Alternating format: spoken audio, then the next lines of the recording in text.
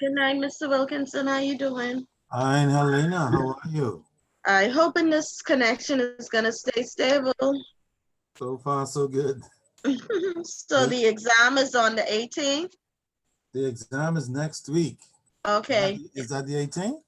Yes, that's the 18th. Yes. I just found out today that the examination is going to be held in-house at the Institute's classroom. At what time? Now, that's where it gets logistically interesting because I know our normal class time is 6 to 8:30. But Uh-huh. I was thinking, I don't know, maybe um, if it was going to be, I don't know how many people maybe can get out at 3 o'clock to do the exam, so you don't have to Woo! go home. Would that work? No. I didn't think so. You may have to. What's the new curfew time? 9 o'clock. Yes, sir. Hmm. It's gonna be cutting it thin. Um, what about 5:30? Would you be able to get out 5:30? I'll check. I'll see how it works out. Like to be well, let me put it this way. um I know my 6 o'clock group was stuck on 6 o'clock, so we might be stuck with that. But what I would say is as close as you can to 5:30, between 5:30 and 6 o'clock, if you can go in and just take the 2 hours or so that you need to write the paper, and don't speed Okay. home, just cruise home. Okay, sir. Okay, yes. Okay. So yeah, Um, that's next Wednesday. Tentative, well, not tentatively. Wednesday, next Wednesday at 6 o'clock. okay, sir. Mm-hmm. Also we'll be we're only covering chapters 5, 6, and 7 for the final. Or are we doing chapter 8, the collection techniques as well? Well, yeah, collection techniques is actually chapter 9. Oh, chapter 9. Oh, Yeah, so it'll be 5, 7, 8, and 9. Now, the collections techniques chapter, the reason why I'm still including it is because there are just a couple of key things that we will discuss, and so on. There's nothing really heavy. okay. I just want to make sure that you are aware and ready to be tested on some key points in terms of the basic collection methods and how to make arrangements with clients for repayments and stuff like that. Nothing that will drive you completely up a wall. Okay. Okay, so yeah, 5, 6, 7, and 9.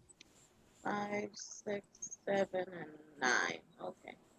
And remember, examinations are all about technique as well as content.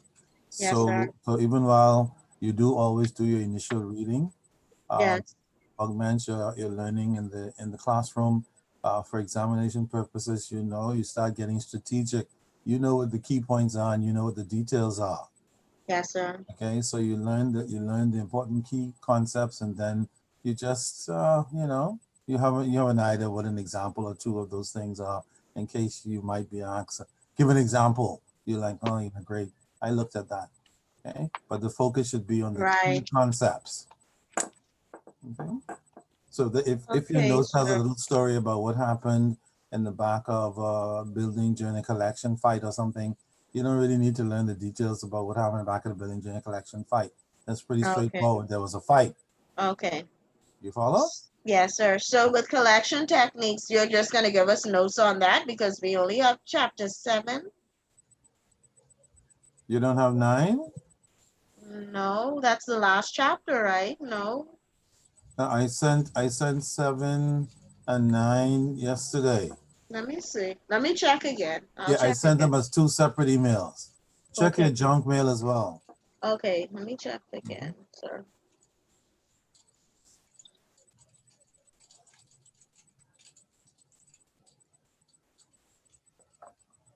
Tiffany, are you there? Yes, I'm here. Okay, wonderful. I don't want you to think I've forgotten you, Tiffany. That's fine. Good evening. So, hi, Renita. How are you? I'm well, thank you. Wonderful, wonderful. Tiffany, I'll be getting back to you shortly, okay? Hi, Elena. Hi there, how are you? Fine. We missed you last week. Child, I missed me last week too, this internet. Look here, That's I was funny. so mad. Is that You all Batonio? get Okay. chapter 9? Yeah. 7 and 9, we got today. Yeah, Helena, what the heck happened? I With don't your know. chapter 9. I know 8 is intentionally missing, right? Yes. Yeah. But I got 16, I got it. it was a total of 16 pages. For which For chapter? what? 7 is 16 pages. Right. Yeah. And 9 Right. should be 12 pages. Right. I'm looking now. You check your junk mail, Helena? Because you send it on 2 separate occasions or just one Yeah, 2 email? separate They emails. came two emails.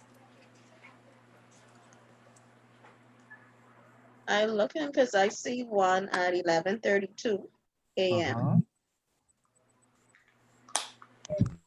And then there should be one just before, or just after that. Or a little after, a little before. Okay.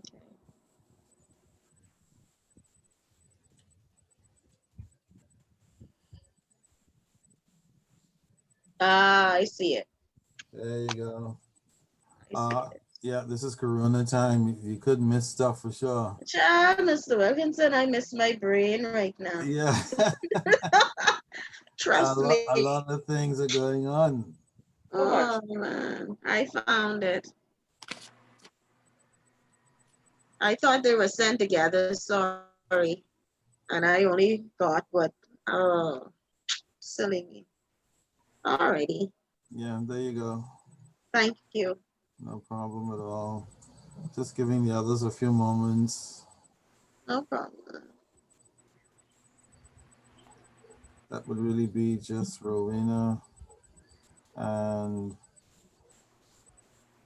Truman. Who the hell is Truman anyway?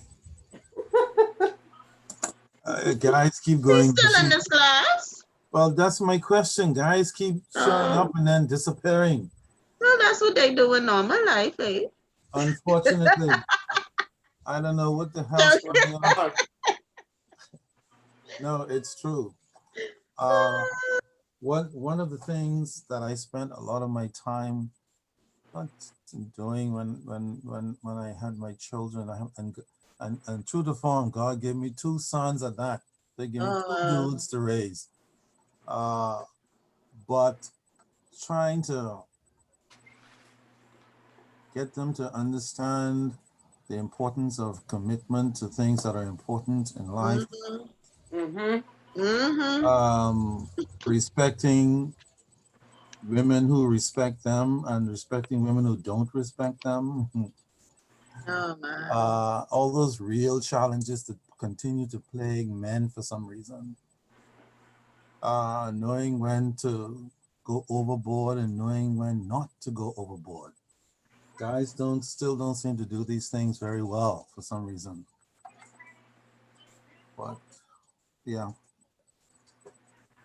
And unfortunately, this new generation, many of them were not taught the skills that they need, which means many of them will have children and they will not be able to teach their children because they don't know. They don't know. And then you're going to have a new generation of all kinds of strange men and women. Gotta teach your sons how to look over those chicken eggs too. Indeed. That's my point. How to avoid the garbage. Yeah. I keep telling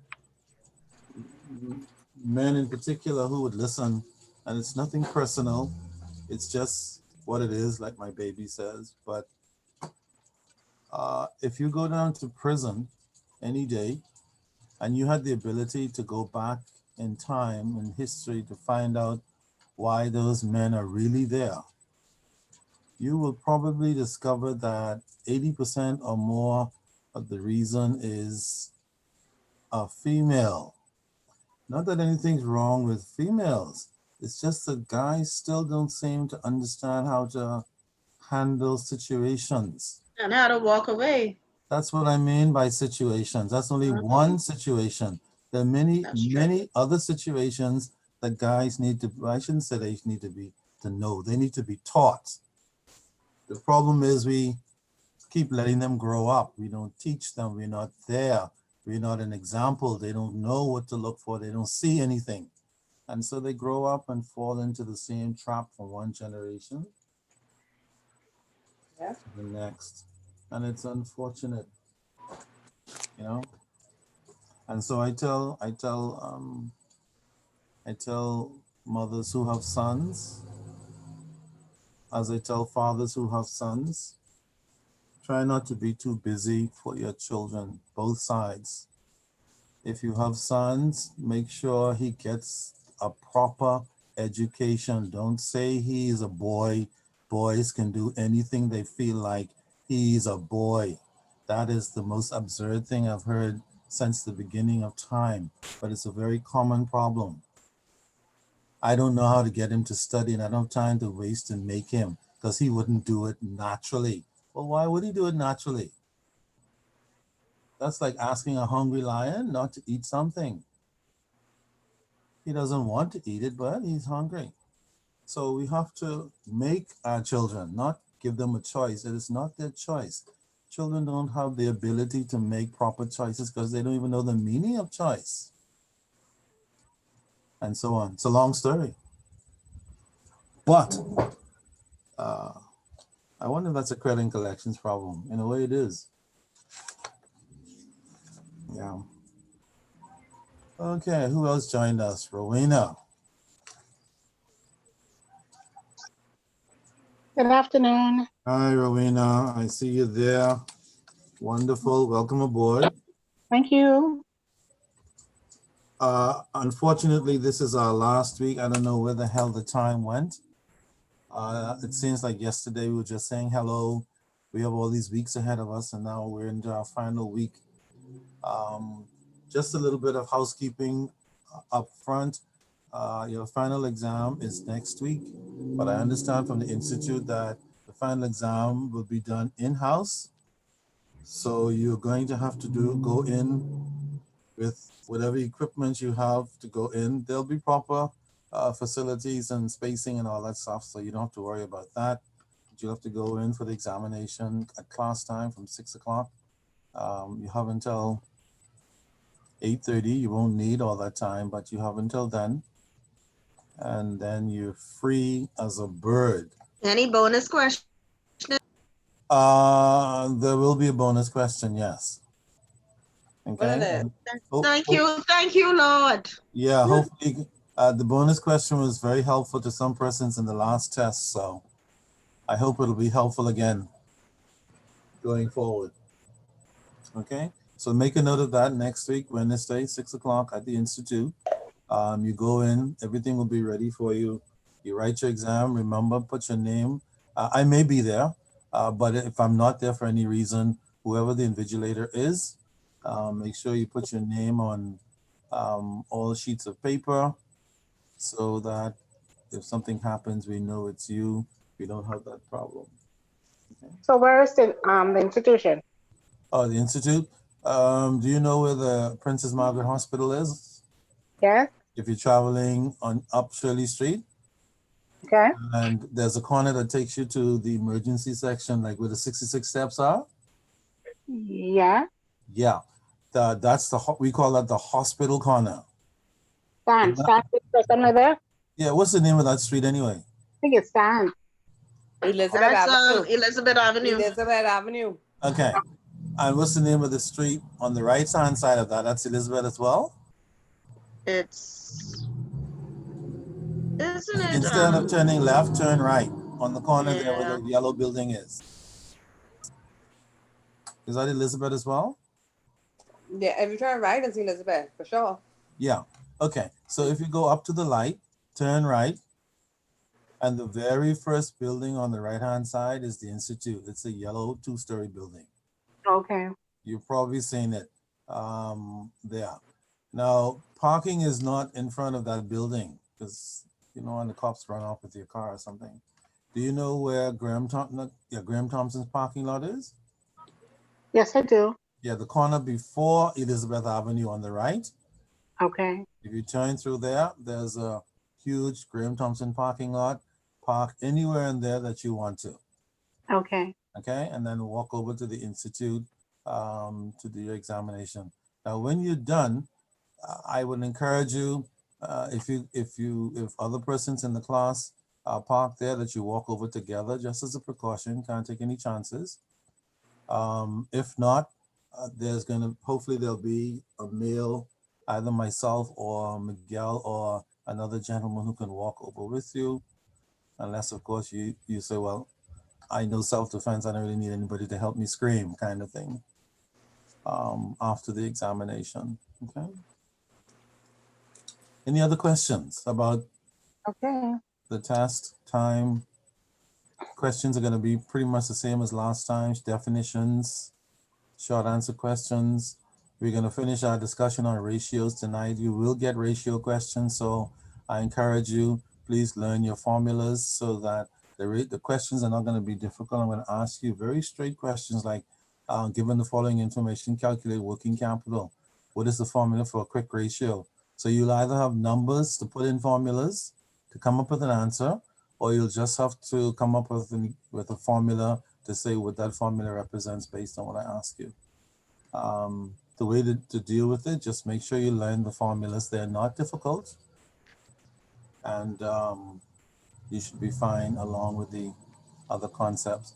I was saying earlier to someone else, I make sure you read all of your material, but when it's time to study on what's the main focal points. If you've had any examination experience at all, you'll know how to separate the sheep from the goat stem, my grandma used to say.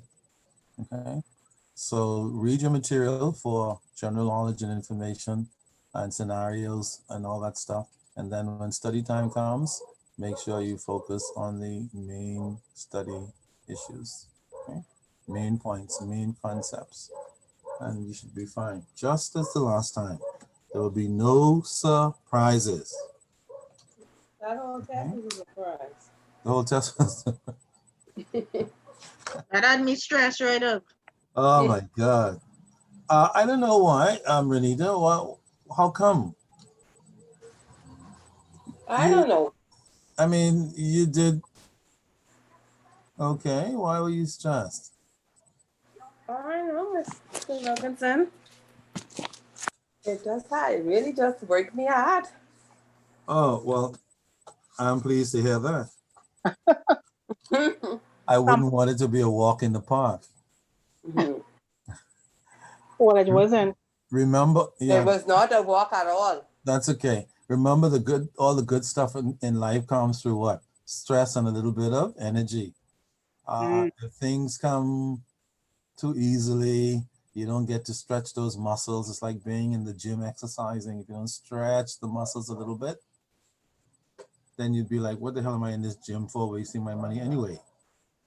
So you have to stretch your muscles a little bit. So that's okay. If you were feeling a little stressed, no problem. That's how every student's supposed to feel. I have written 17,565 gazillion examinations in my lifetime between primary school and university, and they were all stressful. I'm like, man, shouldn't I be over the stress? You really don't get over. It's the same old thing every single time. Stress. So don't worry about it. Just prepare like hell to the best of your ability and then let it rip. That's it. Will you be giving partners? Let us know which section to study, what it'll be based on, basically. Well, if I don't say anything about it before we're done and I look like I'm leaving without saying anything, remind me that you would like for me to say something about it.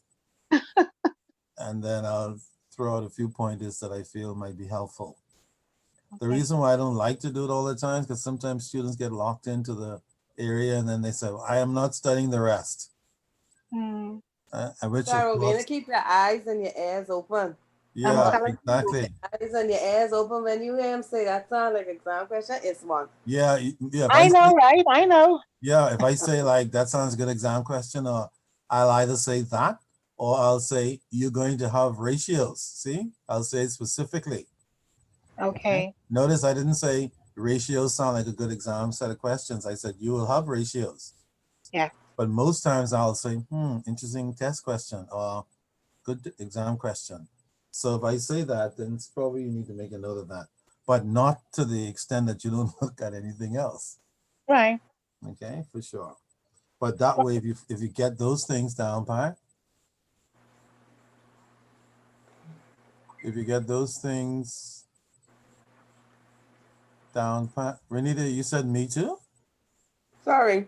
Oh, it's okay. All right, so if you get those things down, Pat, then you do your other review stuff and they will allow you to get some extra credit. And hopefully the bonus question, I'll try to find a bonus question that I believe the majority of students should know, if not everyone, to give you an opportunity to come up with a reasonably good answer. Okay, so you get 2 bonuses there. All right, any other questions about the final exam? Now let's get into this because we have plenty of things we need to hear. Yes, who said that? Renita. Yeah, Renita, you're absolutely right. There are a lot of little things we need to discuss. And so somebody's smiling and saying, That's a frown. oh, that's a friend. Obviously, I'm clearly an optimist, yes? I Mhm. looked at a frown and saw a smile. Upside down.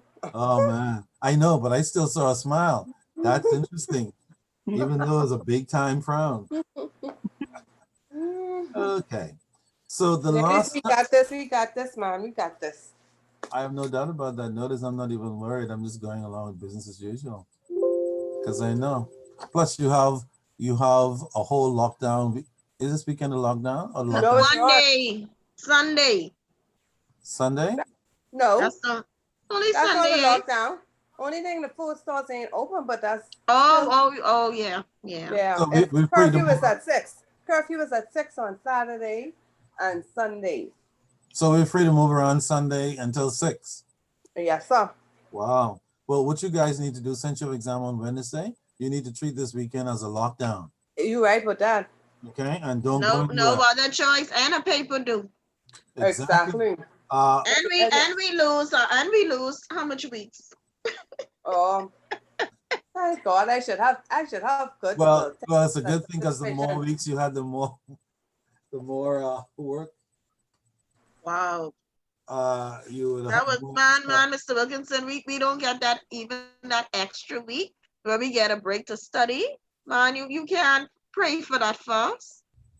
Unfortunately, apparently the administration had already scheduled the blah blah blah. So there wasn't any, like in football, there's no bye week. You just have to, so you just have this beginning to But today. even when you look at their outline, what they send out of that 10 weeks. Right. I know. My understanding was typo. But that's my problem. I know. It shouldn't be my problem. But that, I mean, that's a little rough though. Well, there's a positive side again, and there's a negative side. If we had done the 10 weeks, then you would have to prepare further than you prepare. At least. Okay. But then we wouldn't have to cram 2 chapters in one session. Well, the thing is, the 2 chapters are not really like statistical information and calculus and all that stuff. Okay. As I was saying earlier, chapter 9 is really just a few simple concepts on how to go about contacting delinquent customers and what kind of payment schedules you can offer them. It's nothing that is going to cause you to lose any sleep. The only chapters that will cause you to lose any sleep would be the financial statements and quick rate and the ratios in the one that we're discussing now. The credit decision and collection techniques, they are not going to create any sleep. All you need, sleep loss, all you need to do is take out the important points and know them. Okay. The 2 chapters you will have to spend more time on, no doubt, the chapters that have to do with financial statements and ratio analysis. So that's another little hint that somebody was asking about. Can you give us? Yeah. So That's Six. kind of a hint. 6, 5, and 6. 5 and 6 are the ones that you spend your lockdown weekend Right. working on. Okay. Okay. The other ones, you start studying them after class tonight. Just start reading. Take it to work tomorrow, read on your lunch hour. When you get off tomorrow afternoon, don't have any fun. See, that's what I mean. You can't do everything and study. That doesn't mean don't do the important things. You have to do the important things, like if you have children, feed them, put them to bed early or whatever, and then start studying again, like that. Oh, they're Okay? sure to be on their own. Beginning tonight. That's what you have to do. And you start reading up stuff every day. And then on the weekend, make sure you go to bed early on Friday night, get up early, fresh, so you could like really put in some good, serious hours. And if you do that, and Sunday, there's no way you cannot be prepared. And that still gives you Monday and Tuesday to review and take Wednesday off if you work for government. I'm taking Wednesday. I got to take Wednesday off. But don't wait until Wednesday to take Wednesday off. Start studying tonight. That's No, what I I'm can saying. start studying, but I mean, I Oh. can still need Wednesday off. That's fine. That way you can just consolidate everything. But by Wednesday, you should just be pissing yourself off looking at stuff you already learned. Just as a review. That's the point. Don't be learning anything new on Wednesday. Yeah. Let me So, Mr. let me start Wilkinson, chapter okay. 6. No. Okay, work with us. Work with us now. All Since right. we have this short time now and we gotta really put in some work, can we have our paper could be due for Friday then? That have nothing to do with them. What paper is that? You mean the paper I gave you like 15 weeks ago? Yeah, but do some of that information inside this chapter 9, is it? No, in 7. That's very important to help with that. Well, here's the deal. If you are done by next week Wednesday, please email it to me.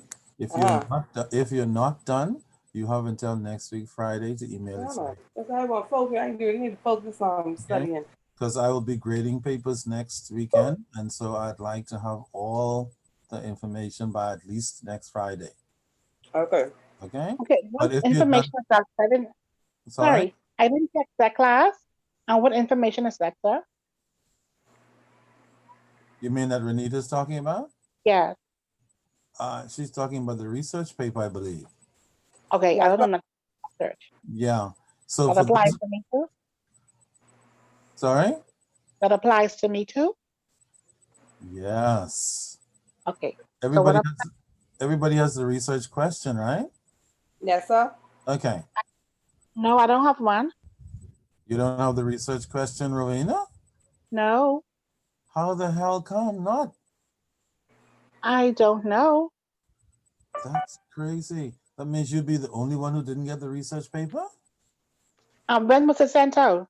at the beginning of the semester, And when did it start? 8 weeks ago. Okay, I didn't come on until till the 1st of October. That was what, the second or third weekend? That was the first. The second. I think it's the first week. Either the first or the second week of October. Oh, yeah. You know, it's a good thing to talk, even if you just need to talk. Because if we want to have this conversation, and it's a good thing you asked the question, Rowena, because I'm thinking you had your paper. No. What to do for me at the end of this session, please send me an email and say, can you please send me the research paper? And then, well, definitely in your case, and all right, you might need at least until next Friday. And since you didn't get the paper as early as the other students, I'll have to take that into consideration when I am grading your research paper, okay? Sir. So send me the email, requesting the research paper. I'll send it to you with certain instructions as I did with the other students. And then it would be great if you can have your best version of it between now and next week, Wednesday or Friday. Okay, I'll do my best. Okay. Yeah, that's fine. That's fine. Okay. Any other questions on anything before we kick in with the rest of this? Okay. Now, a lot of this stuff, I don't really have to, quote unquote, spoon feed you. A lot of this stuff, you would be able to pretty much read and understand on your own. And certainly if you have a question about a particular thing, you do certainly have the ability to send me an email and say, hey, what about that sentence in paragraph 3? What the hell does that mean? But I will touch on as many of the important points that I feel that you need to get clarification on, so that when you are studying, you're not out in left field trying to figure out what things mean. Okay? But again, during your studies, notwithstanding the lecture, if you have any questions about anything you're reading and you're not clear, please seek clarification, send me an email, let me answer your question. Let me try and make it clear for you. Okay? Okay. Okay. Question. Did Mhm. we receive chapter 7 and chapter 9 today? Sorry? Did we receive chapter 7 and 9 today? We I did. don't have 8. You didn't get that? I didn't get 8, 7 and 9. There's Okay. there's no 8, just 7 and 9. Okay, fine. Yeah. So you're only responsible for 5, 6, 7, and 9. Okay. There's no 8. Okay. Yeah, I decided to leave 8 out because it has more to do with the customer relationship, and we're not particularly interested in the customer service side of it at this point.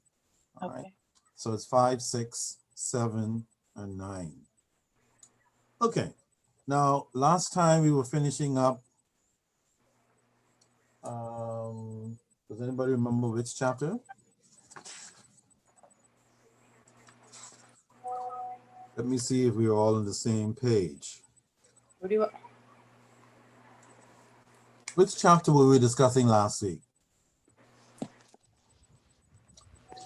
That was chapter 6. Yeah, it was chapter 6. Exactly right. I knew we got all the way down to working capital. Does anybody remember the formula for working capital? Remember, yeah, that's the first ratio we discussed. What That's is- let me see.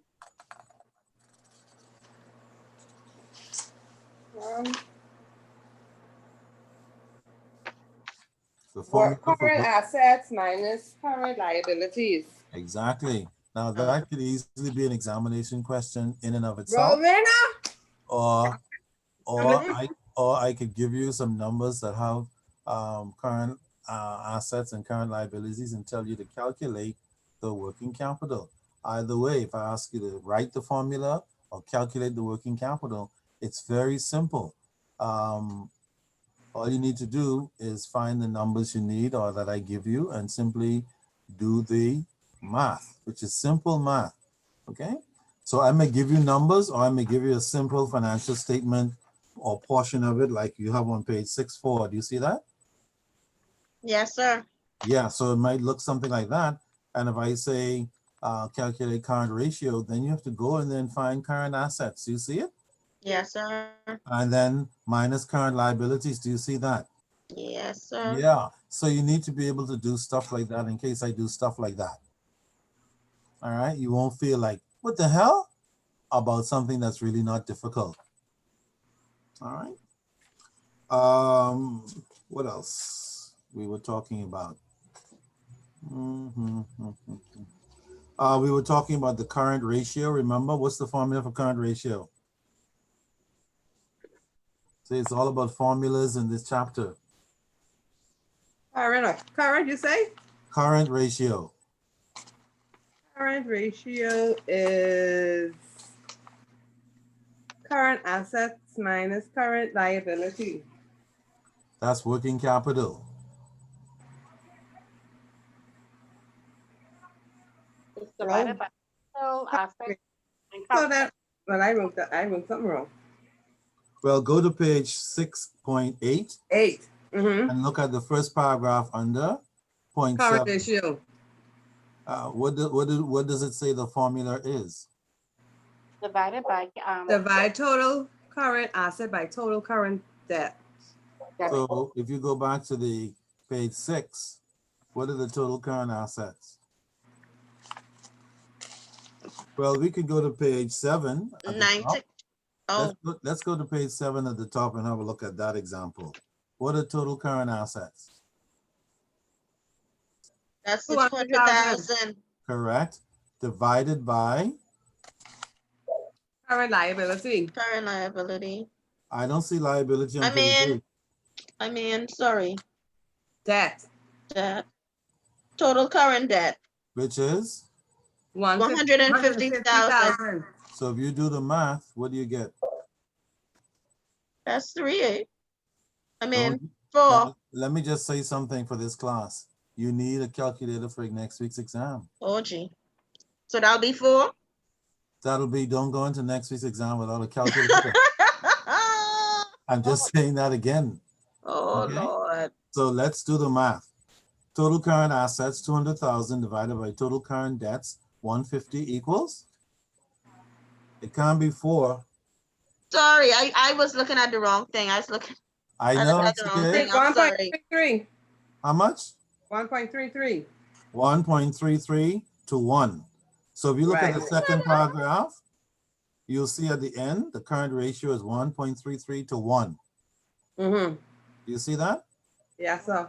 And all that means is that your current assets are 1.33% So over one debt. One yeah, debt. the total debts, Mm. which is a fact because debts are 150 and current assets are 200. So you have a little bit more in current assets than in debts. And that's what that means. Do you follow? Does everybody see that? That's all. Yes, Okay. sir. I encourage you, if you make notes anywhere, write out, put the formula down in mathematical form as well. So when you're studying that area, you can see the formula clearly mathematically. So I would suggest somewhere on the side of your notes or on a cheat sheet somewhere, you write current ratio equals Current Total assets assets. divided by total current assets divided by Total debt. total current debt. total current debts. Current. Okay. Yeah, because total debts alone means including what? Long term. Yes, sir. Okay, so be careful with that. All right, so there you have it. 2 important ratios already down: working capital ratio and current ratio. Then we have the quick ratio. What is the formula for quick ratio? This is where we were last time, I believe. Total current assets minus inventory divided by total current liability. That sounds wait. correct to me. Who agrees with her? Does anybody disagree? Current assets minus inventory divided by current debts. Liability. Current debts. Yep. Current debt. Or Yes, current current debt. liabilities. They're the same. Current debts and current liabilities are the same. Okay. So if you look in paragraph 3 in the example, and you see in the middle of that paragraph, in our first presentation of the XYZ company, total liquid assets were what?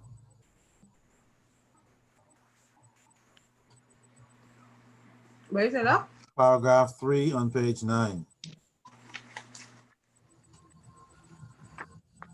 Total liquid assets in XYZ company was 75,000 made up of what 2 items?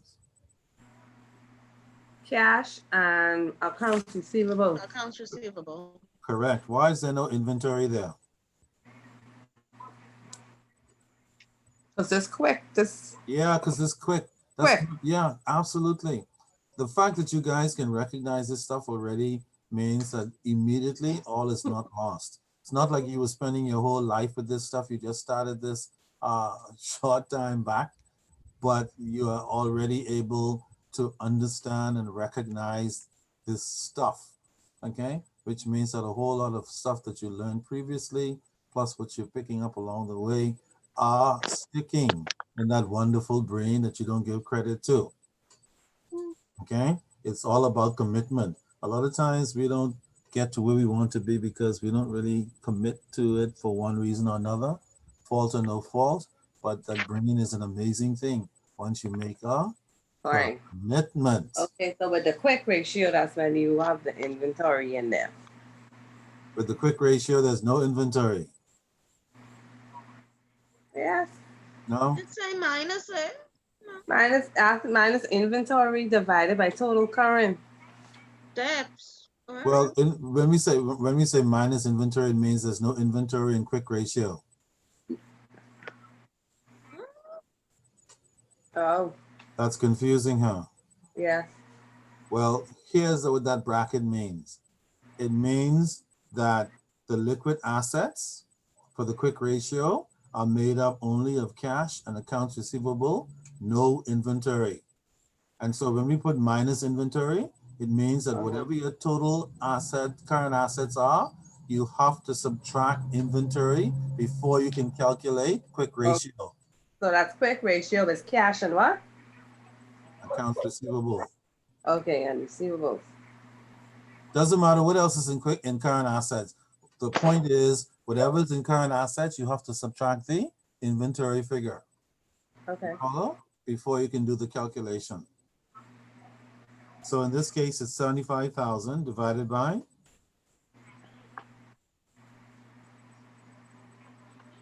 25,000. sorry? 25,000?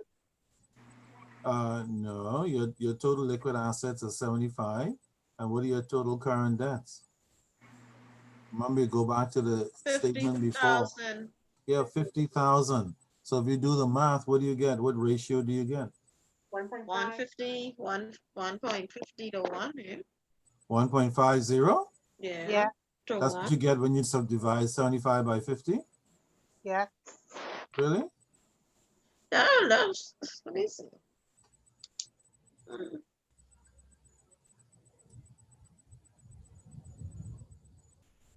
Yeah, 1.5. Yes, sir. 1.5. Okay, 1.5 to 1. To 1. Okay, wonderful. I just want you make sure you're confident in your numbers so that next week when you take your calculator and do the calculation, you don't doubt what you're doing. All right. All right, what about the final ratio for quick ratio? Just at the bottom of that. In another example of XYZ company, the quick ratio is 0.66 and 2/3 to What 1. page you want? Same page, right under the one we just did. Okay, Number 9, page 9. right. We're looking at the last example in that paragraph. Do you see it? Yeah. Mm-hmm. Does anybody know how we got 0.66 and 2/3 to 1? Yeah. We divide 100,000 by 150.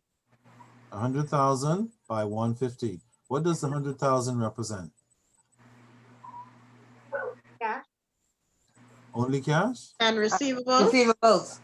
Yeah, cash and receivables. Okay. And what does the 150 represent? Current debts. That's Current debts. Now, question. In this example, do current debts exceed current assets? Yes, it does. yes, it Yes, does. it does. Is that a good thing or a bad thing? That Bad. ain't good. Who said good? No, I it's said, not a I good. said that ain't good. Oh that yeah, ain't that good. isn't good. Absolutely. You don't ever want your debts to be more than your assets. Mhm. So if you're a lender, which is what this is all about, the credit manager, looking at the financial statements of his client who's coming to borrow money, if you're a lender and you're looking at that particular ratio, because the current assets are less than 1%, that's why we have 0.66 and 2/3 to 1. That means that the current assets are lower than the current debts. You pick up a client account and you do that ratio and you see that should concern you as a lender. And so the question you will have for your lender is, what do you plan to do about this ratio? Your current assets are greater than your current debts. And how do you plan to pay down this debt that you have and from where? Because you only have $100,000, the debt is 150. If you call upon to pay it next week, how will you do it? Okay, so it's a very important question. All right. So moving right along then to page 10. let's look at a couple of other ratios that come up from time to time that credit managers tend to look at. The first one has to do with analyzing accounts receivable. Did we talk about this last week? Yes, we did. Yes, we did.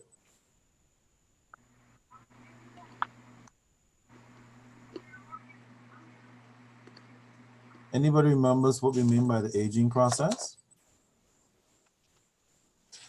for accounts receivable? Past due account?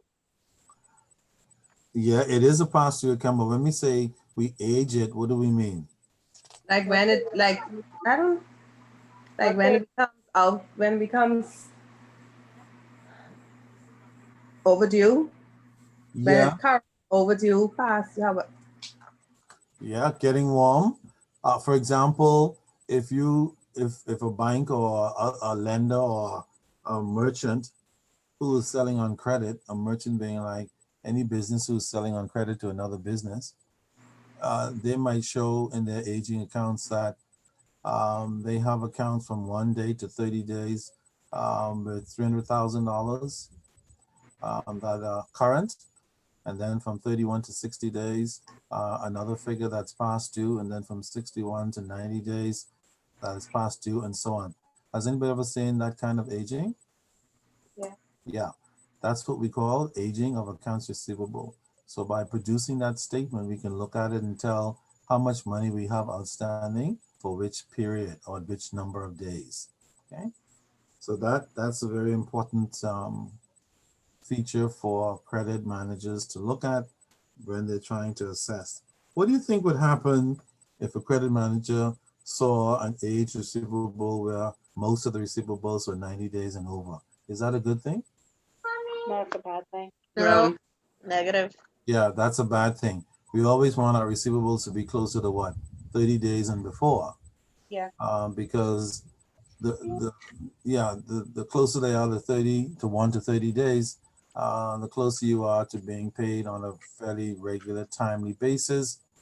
And the more quickly you're paid, the better your cash flow. That's money in the bank. If it's too close to 90 days and more, it means that your client or your potential client is not collecting receivables fast enough. And if you don't collect money fast enough that is owed to you, you will soon have cash flow problems. You don't believe me? Keep lending out your salary and see what happens to people who, when they don't pay. They keep giving you an excuse, they duck you, they hide, and all of a sudden the money you thought you'd have from repayments, you don't get. So now you can't pay your bills. Okay? Right. So the same thing happens with companies. And credit managers have to look at aging because it's a very important indicator to the credit manager of how quickly money is coming into the company, and therefore whether the company is likely to experience any cash flow problems. That's the deal. All right, let's look at some other ratios in inventory. On the top of page 12, we have a ratio called inventory turnover. Does everybody see that? that's all. Yeah. What's the formula for inventory turnover?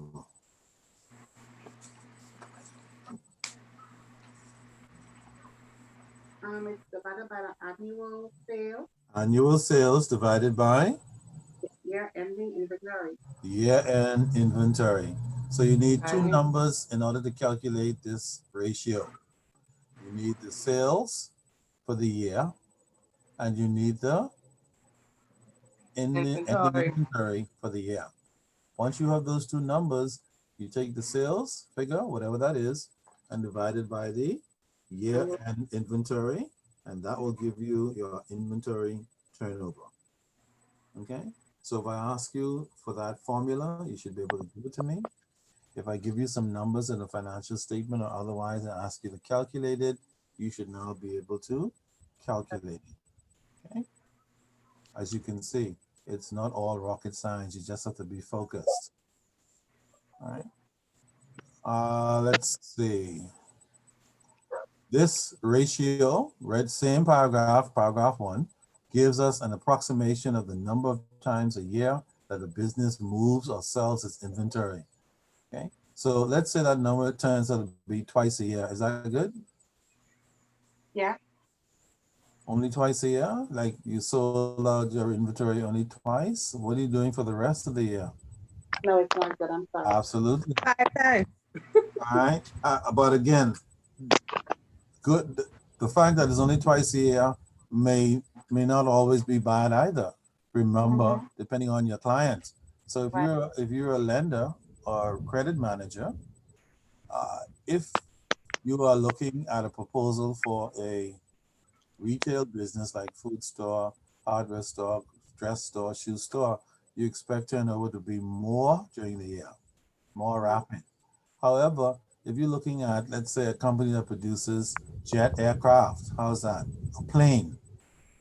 So if you turn over twice a year in the jet aircraft business, that may be more than enough. Do you follow? Yeah. Because jet aircrafts take a long time to build. And when you sell one of them, you make a ton of money. That'll keep you running until when the next order comes in. Mhm. Okay? So again, twice a year is not necessarily a bad number. It just depends on which industry you are, Working. looking at. Okay? All right, so let's look at the second paragraph where we have another formula. But this time it's in two parts. It has to do with cost of goods sold and inventory again. The first part of the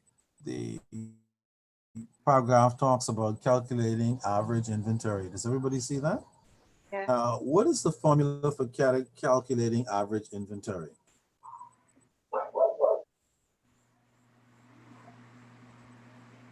All right. Does anybody see the formula that is given there? The amount of inventory at the beginning of the year Yes, added to the closing inventory and divided by 2. that's it. So if I ask you to calculate average inventory, I have to give you some numbers. I have to give you the beginning inventory, the ending inventory, and then you go ahead and divide it, add them together, and then divide them by.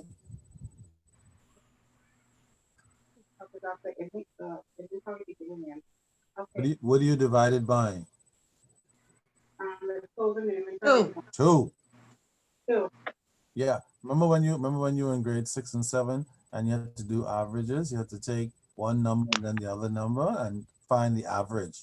And to find the average, you always divide it by the number of numbers you have. So if you have 2 numbers, you have to divide by 2.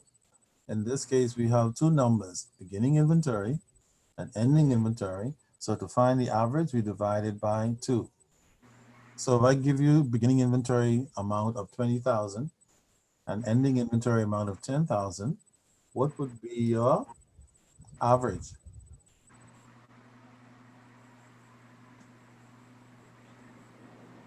Anyone? Sorry, say it again. I was trying to write the notes. If I give you beginning inventory figure of 20,000, 20,000, and ending inventory figure of 10,000, what would be the average inventory? 2. 20, How much? 20, 20,000. You guys do need a calculator for this class, by the way, and next week. Sorry, I'm trying to see, where are we? It's 30,000 plus the 10,000, which is 40,000. When you divide that by 2, then you get 20,000. 20,000. No, but they say 20 and 10. No. I did say 20 and 10. 20 and 10. 40,000 Or divided by 30, so 15. Yeah, exactly. 15,000 would be the average. How did you get 15? 20,000. 20,000 plus 10,000, that's 30,000, and then you divide that by 2. Oh. Yeah. I would say, I don't know, I would say around 20 and 20. That's okay. Where can I find this formula, folks? I'm sorry. Oh, Page 6.12. which Okay, paragraph? thank you. The second paragraph. There you go. Thank you. Okay, 6.2, 6.12, page 12. I got it. Second paragraph, it tells you to calculate average inventory. You take the beginning inventory plus the ending inventory and divide it by 2. Thank you. And then in that same paragraph, you have a cost of goods ratio that you can calculate. So you need to write down this new ratio as well. It's in there, but I'm just saying, write down the formula might be helpful to someone. All right, so the cost of goods sold formula.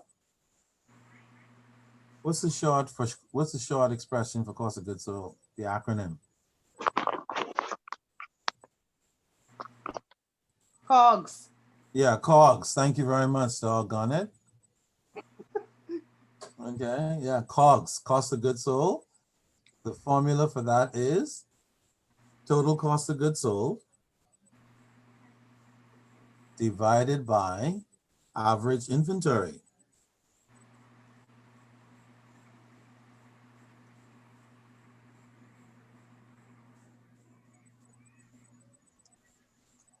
Does everybody see that? So in order for me to ask you to calculate the cost of goods sold inventory, what numbers would I have to give you? Or what numbers would you need? The cost of goods sold. Yes, You need to know the dollar value at the beginning of the year yes, and the closing. yes. Why do you need to know them? Because you need to have you need the average. Exactly.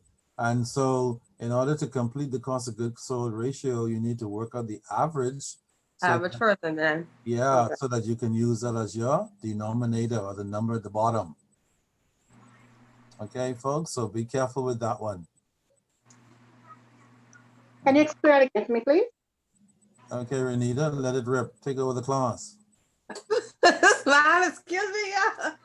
Okay, if he would have asked you for the COGS, he said what numbers he'd have to give you. Yeah, the COGS ratio. Don't forget The we're doing- COGS ratio. Yes. So you would need to know that. You need to know the average because COGS, the ratio, the formula is COGS divided by the average inventory. So Okay. you would have to work out the average inventory. And to work with the average inventory is the dollar value at the beginning of the year plus the closing value at the end of the year divided by 2. So you'll have to work that out first. And then divide it into the cost of goods sold figure at the Right. top. Not to worry, if you need any numbers, you will have all the numbers you need. You won't have to make up any numbers. I will either give them to you or they will be sitting in a summary financial statement, balance sheet, whatever you need. So you just go and pick them out. Okay, so don't panic. If I raise a question, I'll say the following questions relate to the balance sheet below. And so whatever the questions are in terms of the ratios, you go to the balance sheet and you simply pick out the numbers you need, put them into your ratio formula that you learned very well, and then take your calculator, which you will have next week, and do the math. Very simple division. Okay. All righty then. So, Tiffany, are you there?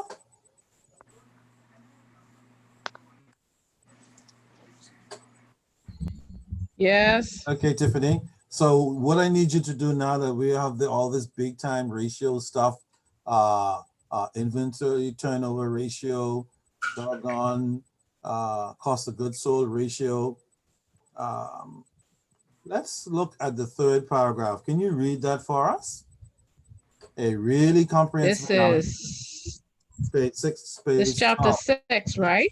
Chapter 6, page 12. Okay, you said the third paragraph, right? Yep. Okay. Okay, now I'm reading from my email because I don't have anything printed out. I Doggone it. tried to print some stuff out to work, but they have issues there. When you're trying to print use up all their paper. Anybody need prints? Well. Yeah, they Yeah. only give each department certain amount of papers and our department run out of paper. So So what happens when you I run can out of print it paper? for you, Tiffany, but you have to get it.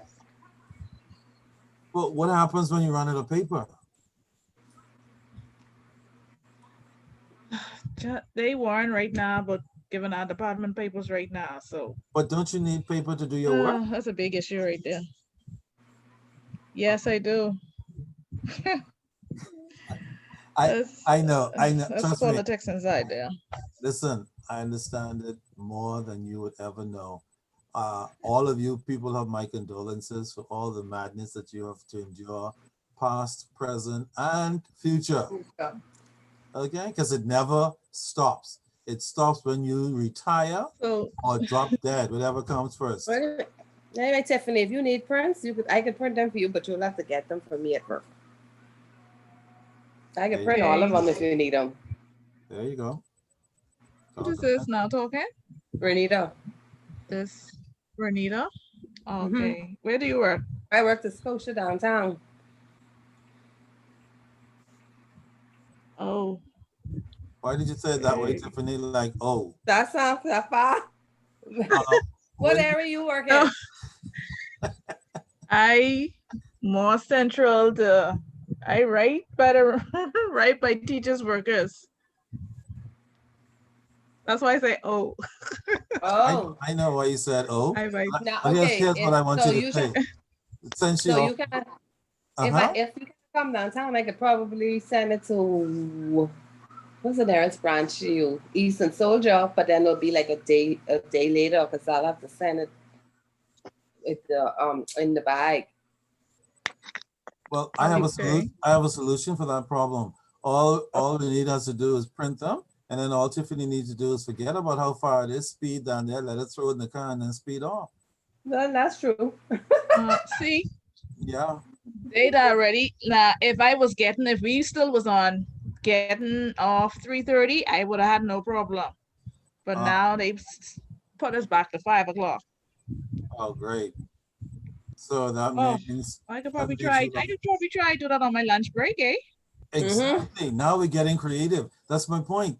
The hell with them going back to 5 o'clock. There's something called a lunch break. Yeah. So what you do is you speed somewhere, let us throw them in the car, then you speed somewhere, get lunch, and then you speed back. No, not speed. You know what I mean? Drive. Problem solved, Okay. Tiffany? Okay, Okay, Tiffany, Renita. I can send you my number to WhatsApp me. Okay, then. Thanks a lot. Absolutely. And then you guys agree on a time. So Renita will say, I'll be outside standing up at whatever the lunchtime thing is. And Tiffany Right. All says, you do is message me and say she coming and I'll come right down. doggone it. And then- Anybody else need Okay. copies? Rowena, you have your copies? Yes, I have copies, but I'd like to see one another mother. oh, Okay. so you need to catch her out, Tiffany. All of a sudden, this is becoming a very productive exercise. Thanks to Anita's creativity. So whoever needs to get on the bandwagon with Tiffany to see Anita, you better, I don't know, coordinate it. And yeah, let it rip. Okay, Tiffany, paragraph 3. Okay.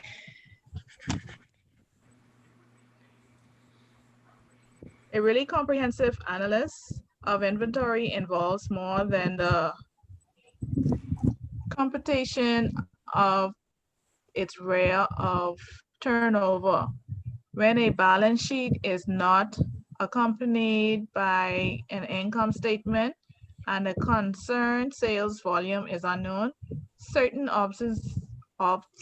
observation can still be made regarding inventory. So in other words, if We you're a can really lender, discuss. sorry, Tiffany. In We other words, already. if you're a lender Uh-huh. and you don't have a balance sheet or income statement available, which you know about now from chapter 5. So you can't say, what is a balance sheet? You can't say that anymore. What is an income statement? You can't say that anymore. But if you don't have those available, we're saying, hey, if you can't calculate the ratios because you don't have those numbers, there are other things lenders can do to help them make a decision about whether the inventory situation is acceptable or not. Okay, keep going. We already discussed the liquid ratio, which express indirectly the relationship of inventory of working capital. You can compute a ratio expressing this relationship directly by dividing inventory by working capital and getting a percentage figure. The the larger the percentage, the larger inventory is in comparison to working capital, and the less liquid the concern is. Okay, great. Stick a As pin. another thought, Stick a pin, Tiffany. Let's do that formula before we go on. That inventory ratio figure where we take inventory and divide it by working capital. All right, so that's one more additional formula that you need to write down, make a note of. Computing a ratio expressing the relationship between inventory and working capital. That's what the ratio for? Yeah, it's called the inventory ratio. Oh.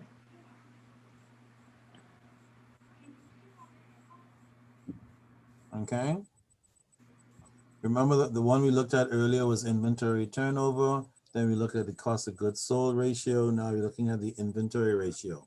And that formula is inventory, total inventory, divided by working capital. And we are told that the higher that percentage, the larger amount of inventory you have. Why are lenders concerned when there's too much inventory sitting inside the warehouse or company? So there's a possibility that it's not being sold. Yes, there is a great possibility that's not being sold or turned over as So no quickly as it profits. needs to be. Well, we're not even worried about profits yet. We're worried about turning it over, selling it. If it's not being sold, you're not going to have any money. Mm-hmm. And if you don't have any money, you can't pay your bills, including your staff. Not to mention the bank that you're trying to borrow money from, or you have already borrowed money from. Do you follow? Yeah, So these kinds of things are important to lenders and credit managers and all these kinds of people in terms of making their assessments about what's going on with a potential borrower or somebody who's already a borrower. All right, very important stuff. All right, keep going, Tiffany. okay.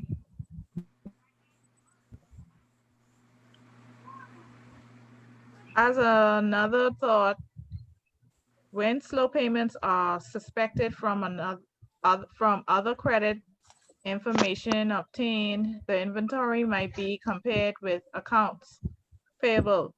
If accounts payable are larger than inventory, it is often a sign that the concern is probably delinquent in meeting its trade payments. That makes sense. If your accounts payable is greater than your inventory, that means that you owe more and you're not paying your bills.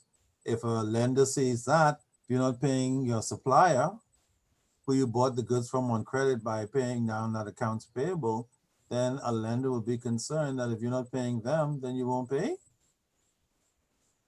me, who's lending you the money potentially. All right. So these are all what we call red flags. Okay.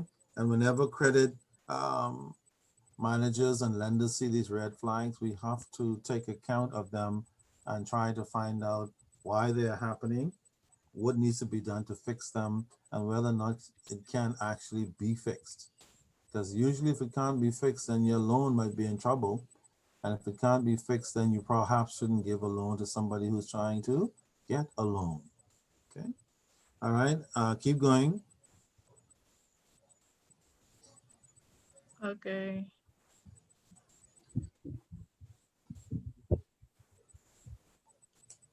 Oh, wait, hold on. I did something. Hold on. Jeez. Now In you the press bottom of my enter. page. We're still on page 12.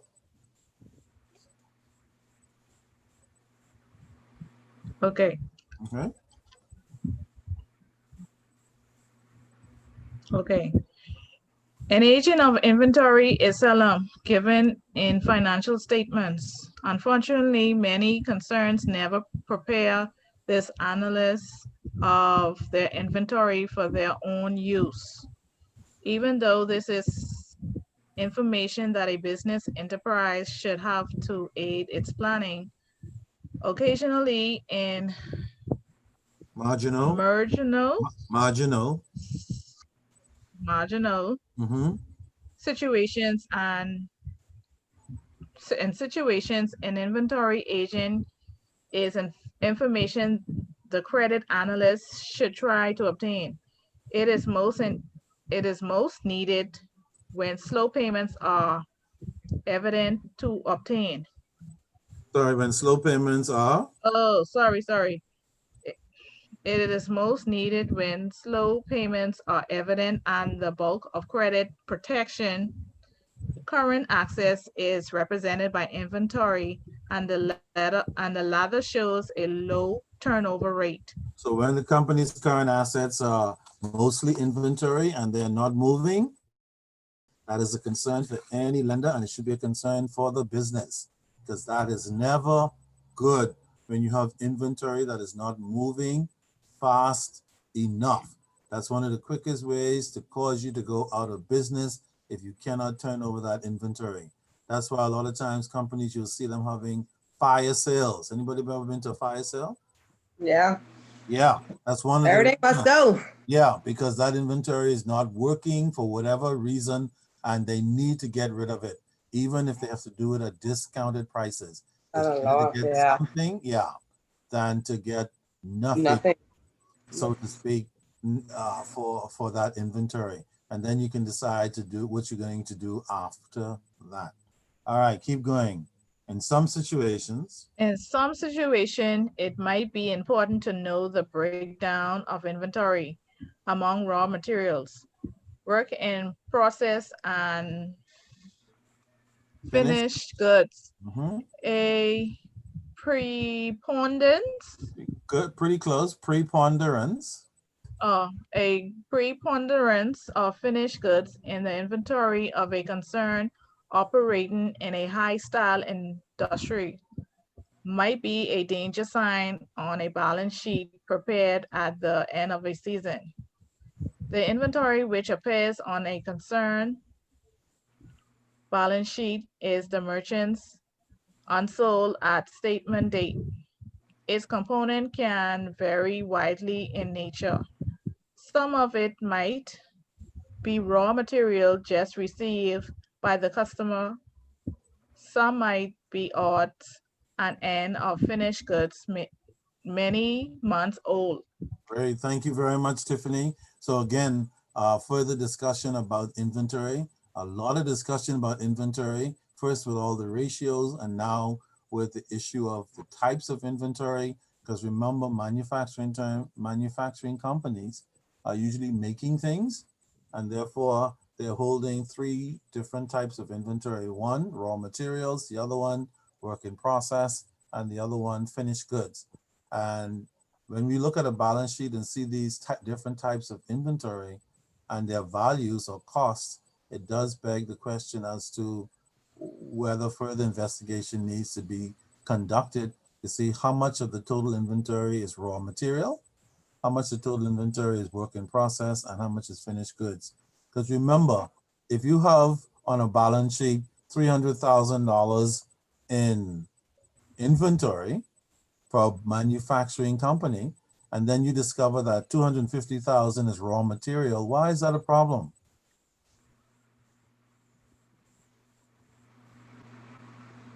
Anyone? Why is that a problem?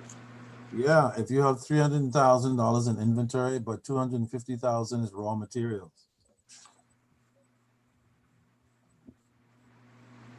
Nothing selling, no. Well, Nothing's being made.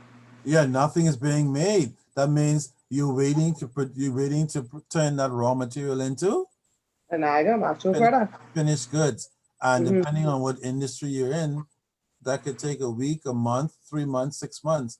And Yeah. so a lender needs to know how much time this stuff is going to be converted into finished goods, how soon it's going to be made, and how soon it's going to be sold, so that you could have what? Money in the bank. Mm-hmm.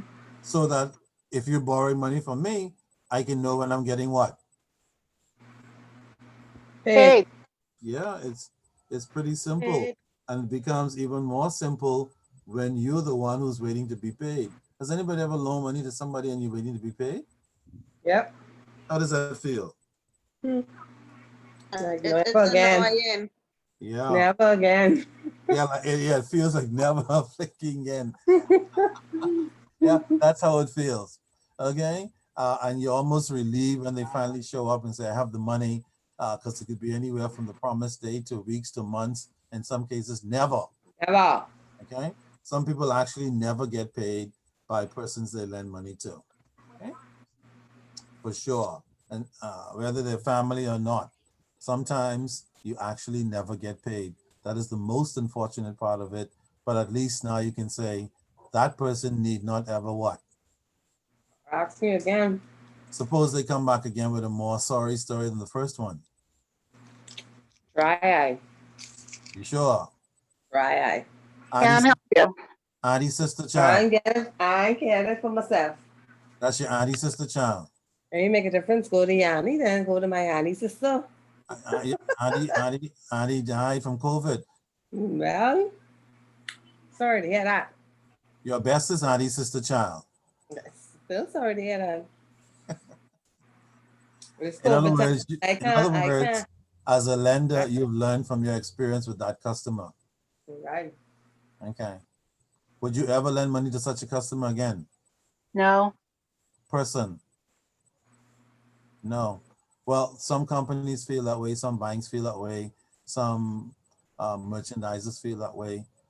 Whether or not somebody, Sometimes it depends because if you have a situation where a customer would have had a bad debt loan and there was a circumstances surrounding it that you could possibly understand, sure, there has to be a rehabilitation, yeah, of time course, frame to say, okay, she was 20 when she got that credit card. She didn't know how to work it, all the details. Now she's 40. she should know. She should be able to handle a credit card now. No, Renita, you're absolutely right. That's how credit people need to be thinking. Remember, when somebody comes for a loan or credit, you're always looking to find a way to do it if possible, and you want no to be your last resort. Doesn't mean that you give slack credit. You just want no to be your last resort. So you always look at ways to make it work, especially if you get a reasonable response. Absolutely. So if your auntie, sister, child egged up the first time, maybe she egged up, that's 20 years ago. Then she say, that was 20 years ago, Helena. See, but the thing is, you have to say something. Say, you know what, I owe you that $200, but my position ain't no better than it was, and I really don't even know where it's coming from. But don't duck and dodge and play crazy. And you'll feel better.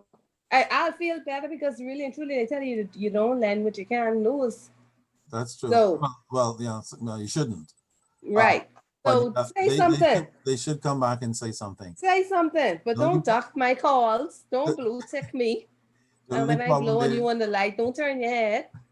But unfortunately, that's what typically happens with a lot of people who are in debt.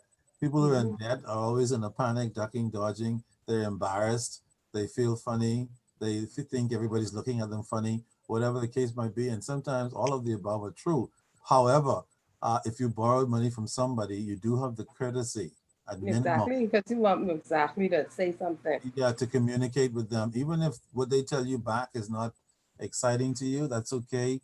You have an obligation as a borrower to say what you need to say to them. Okay.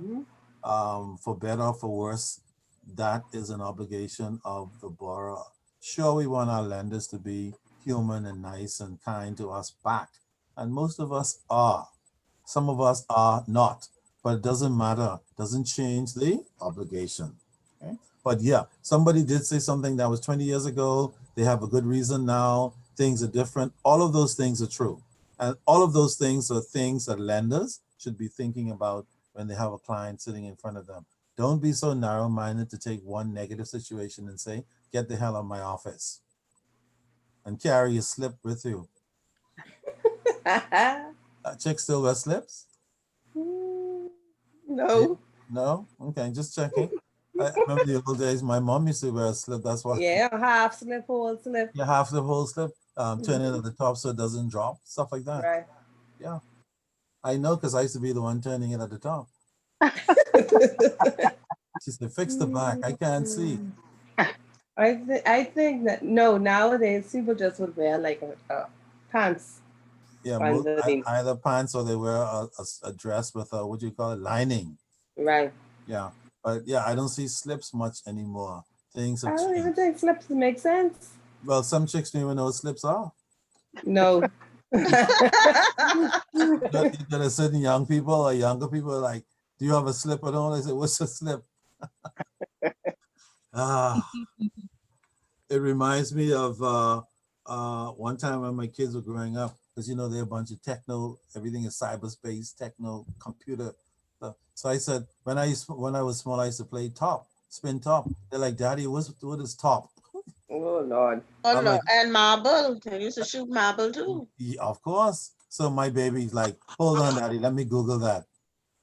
Because they don't even know what the top is. They have to Google it to see what the top looks like. Ask them if they know about the glasses and the guppy and all of those with marbles. Child, they look at you like you're crazy. Guppy, classy. They don't know nothing about that crap.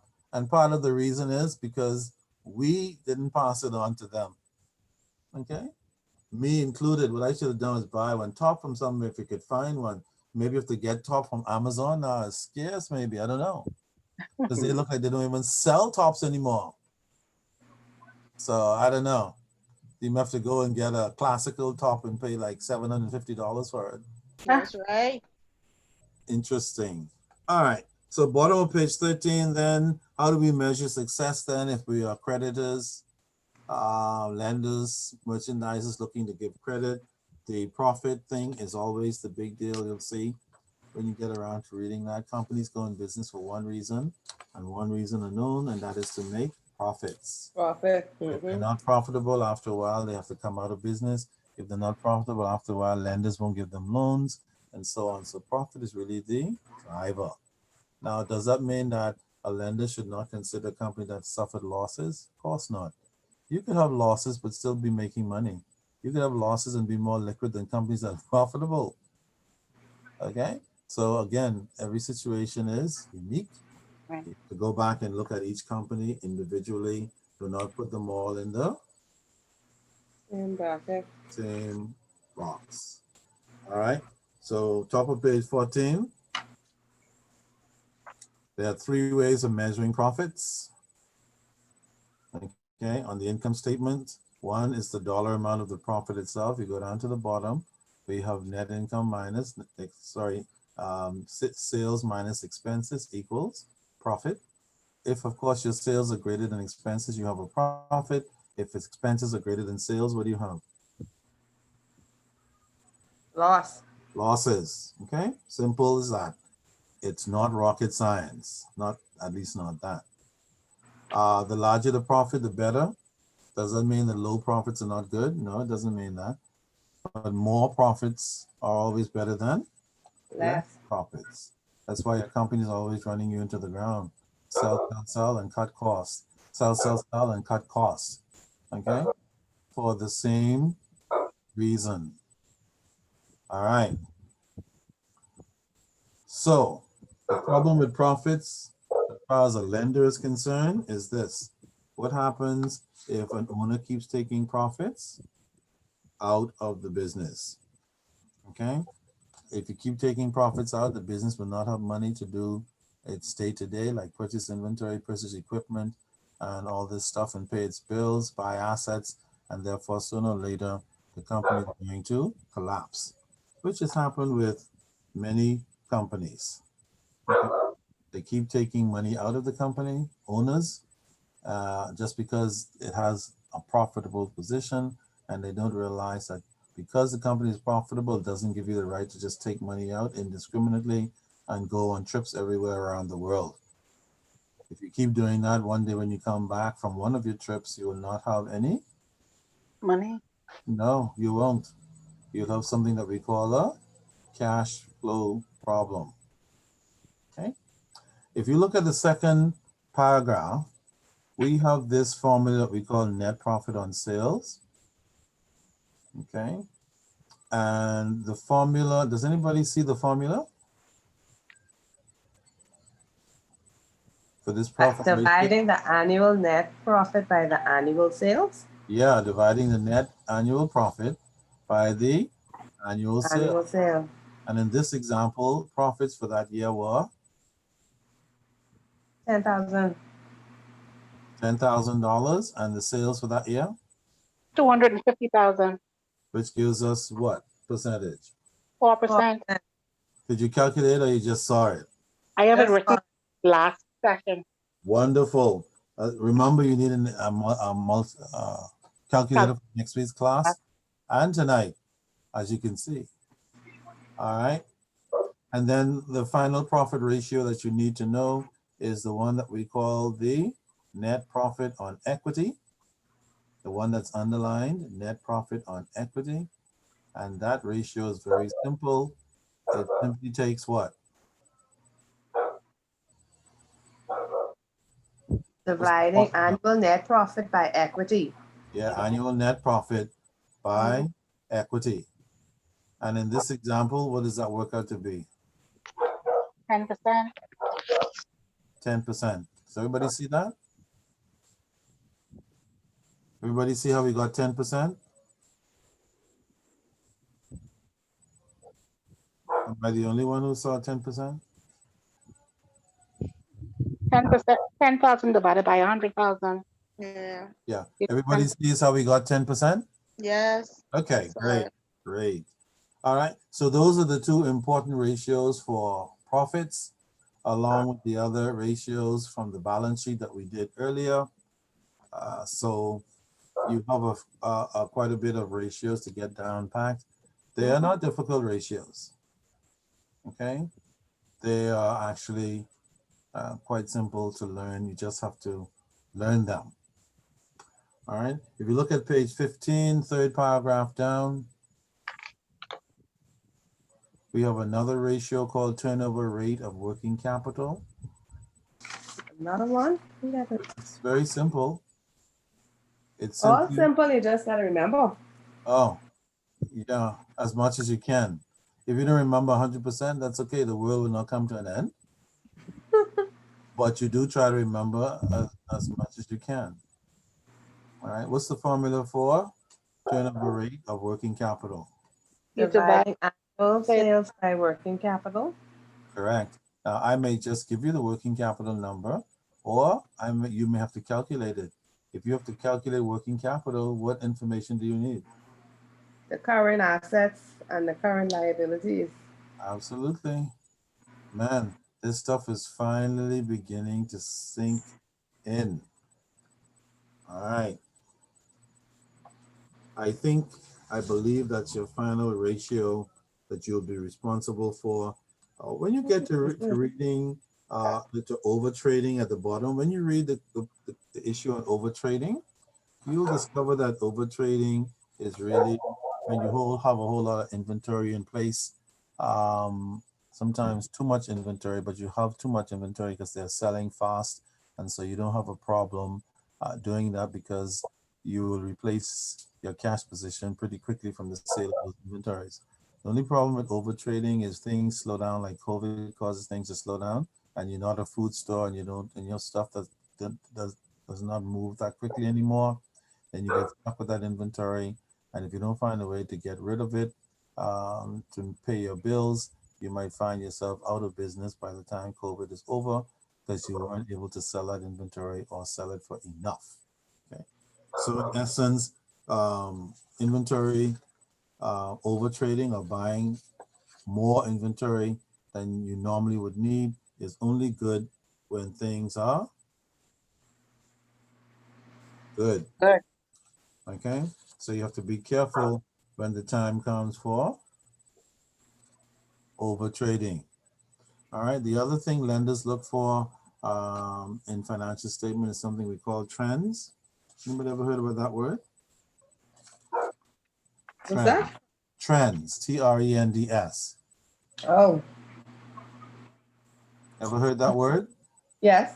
Okay, what is a trend? Anyone? Something that's popular or something that's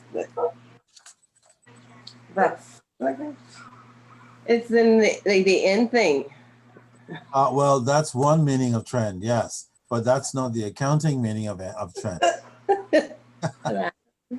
The accounting meaning of trend is you look at something from 1 year to the next year to the next year, so that you can see whether or not numbers are going up or going down. That's what we call trending in accounting. Does everybody get that? Yes. So if you turn to page 18 and look at the cash account at the top, does everybody see that Mhm. in the statement? What was the cash position 2 years ago? 2 years ago, Yeah, 78,000. yeah, and 1 year ago. 71. 72,913. Currently, 87,486. is cash trending up or down? Down, Up, down. down. Because it was Up, higher down. in year two. Well, currently is it it's how much? Oh, okay. up It's and down, 87,000. so up and So it's down, up, it's it's up, it's up, it's up. Sorry. It is up and down, but it's trending generally where? Up Up, because it's gone from the 70s to the 80. 80s. So generally it's trending, but if you're a really picky lender, like whoever said up and down, then you'll see that there was a little drop. And so you might say to your client, oh, why did that go down a year ago? You see what I mean? That's what trending will do. It'll cause you to see differences from year to year, and then encourage you to ask questions. See my point? Yes, sir. Let's look at accounts receivable. Is there any accounts receivable on this fat balance sheet? Yeah, 2 years ago, what was it? 38,040, Yeah. And then 1 year ago? 29,584, And then currently? 68. Trending up or down? Up. Good or bad? Is that good or bad? The roll is good. That's good because they're getting Good. that money. No, they're not. No, that's Yeah. what they owe. That's what owed to them. Accounts receivable is what you're waiting to be paid from people you gave credit to. Ah, So yeah, Okay. that's true. it's good because your sales went up, but it's bad because your receivables are not going down.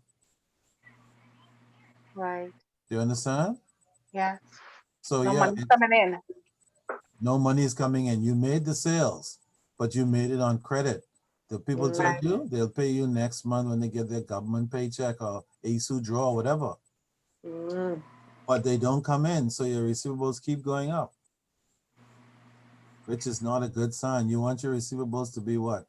Going down Right. on a regular basis. Okay.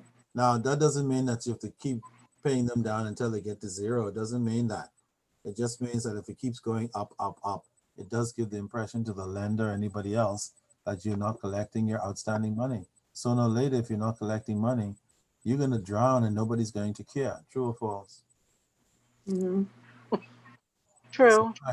So call those people who owe you and tell them, no matter what they say, like your old stink dog calling people for money, and just be patient. That yes, I am calling for money. According to my statement here, you still owe $350. And be very polite about it, but you must call. Next time I answer my phone, because people tell you all kinds of stuff and they don't want to pay. You follow? Yeah. But the point is, this kind of stuff gives the lender an indication of what's going on. Let's do one more in the balance sheet. Accounts payable 2 years ago.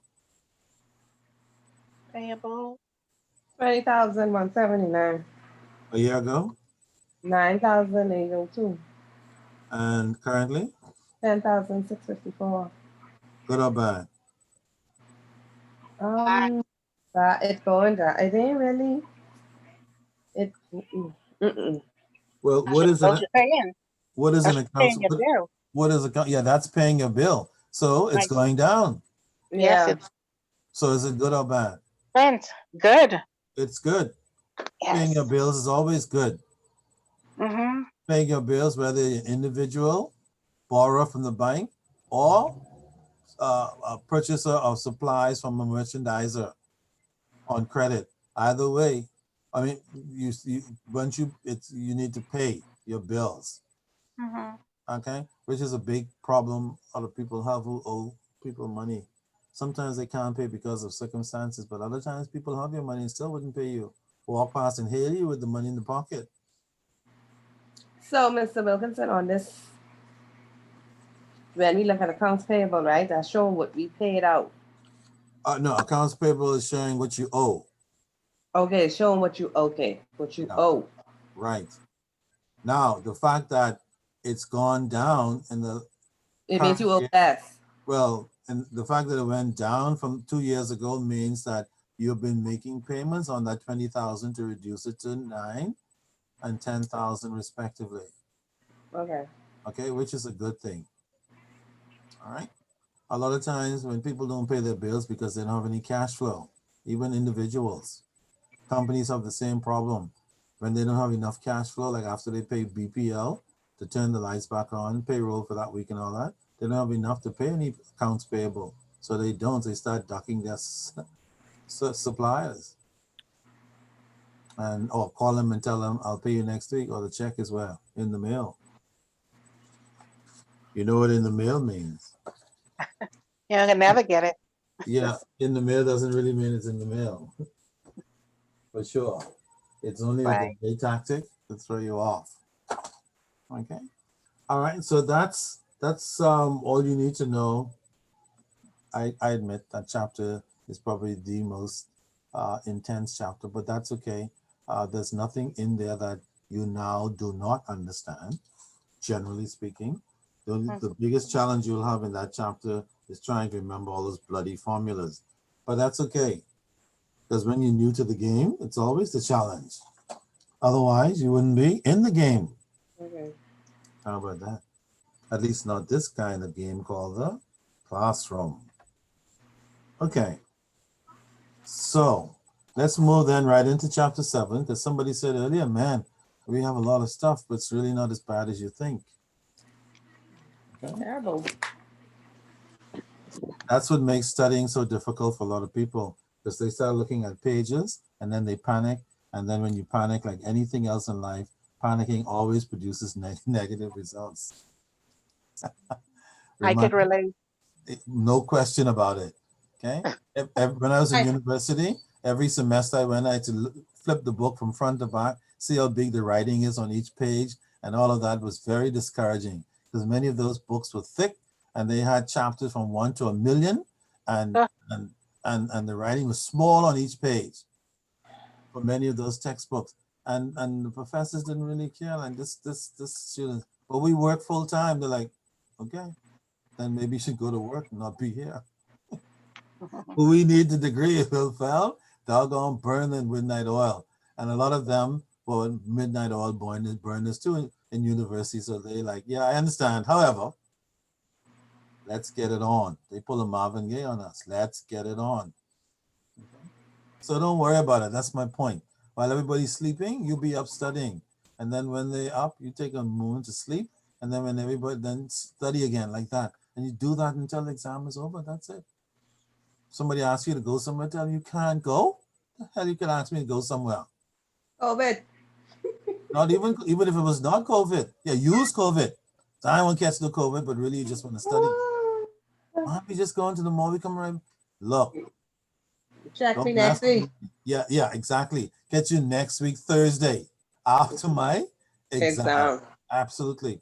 Don't let anybody do that to you. Because when they're gone and snoring and laying off watching Netflix, you'll be the only one trying to catch up, tired and behind. And I don't care who they are. They're not going to care about your problem. Otherwise, they wouldn't invite you. But then again, it's your job to say what? No. Okay.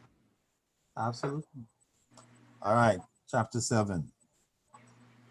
Chapter 7 is about the credit decision.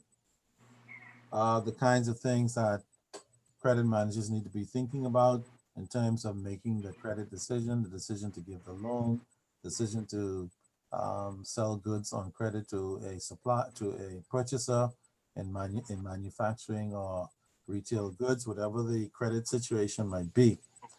Now, we are told at the very beginning of chapter 7 that to understand how credit decisions are made, we have to look at 4 key categories. Do you see them? Yeah. The first category is the amount of the order or the amount of the loan that the borrower is requesting, and its terms. What does terms mean? How long? Yeah, how long is it for? 3 weeks, 6 months, 1 year, 3 years, 30 years. How long is this request for? That's the first question. How much and for how long? Well, if somebody comes to borrow money from you, that's the same question you would ask them, wouldn't you? How much do you need to borrow and for? And when you paying me back? Absolutely. When are you paying me back? If they say too long in the future, are you inclined to lend? No. No. You want it to be a short-term loan, correct? Yeah. And other lenders like it to be short-term too. So when they're making a deal with purchasers of their goods, they say to their customer, we have a 30 net N30. Remember that? Right. Okay. And some person said some funny stuff with that question. But anyway, but others did the question. You within 30 days? Yeah, N30 means the payment is due within 30 days of the invoice date. And in the trading business, 30 days is considered the standard time. If you get 60, somebody might be doing you a favor. If you get more than 60, maybe it's industry practice. Other than that, 30 to 60 days is considered the maximum amount of time in the trading industry. Okay. If you're giving a car loan, 5 to 6 years, a mortgage, 20 to 30 years, and so on. So again, the amount and the term. The second thing you need to consider as a credit person is your company's credit policy. So whatever credit decisions you make, they're made what? Generally within the company credit policy. Okay. Did everybody get that question right last in the midterm? What is credit policy? I don't know. Nobody You remembers? don't know? But okay, tell us what it is now. Well, I'm hoping you tell me and then I'll tell you got it right. You try. What did you write? I can't remember. What do you- I so focus on these ratios now. Are you a ratio struck? Well, yes. I- All I know is working capital. Well, that's okay. But even though your ratio struck, you still have to remember what a credit policy is. A credit policy is like any other policy. It's a set of instructions on how the lender should go about lending and collecting the money of the bank or the company. Okay, that's all a credit policy is. All right. Any company you work for, you should know the policy. And a lot of people, they'll tell you, like for example, we work for the bank, like let's say Scotiabank, and you try to do something, they tell you, excuse me, the bank policy is that you cannot get a refund. The bank policy is that you cannot take vacation until you've been working for 8 months. The bank policy is, and so on. So the same principle applies to credit policy. If you have one in the organization you work for as a credit person, you must follow that. And if you're going to make any adjustments or deviations, you must perhaps get approval or at least make some notation as to why you didn't follow policy. All right, number 3, the experience and the ability of the credit manager is very important. The more experienced a credit manager is, the more trained he is academically, like learning this stuff that you're learning, the better job he or she will do. Simple as that. What's the final one? Customer Customer credit. credit information. Yeah, customer credit information, antecedents. Did that come up in the last test? Antecedents? Yes. What are antecedents? Pass. Yeah, credit history, credit past. So all is not lost on ratio. Remember to say with one word. Sometimes you only need one word.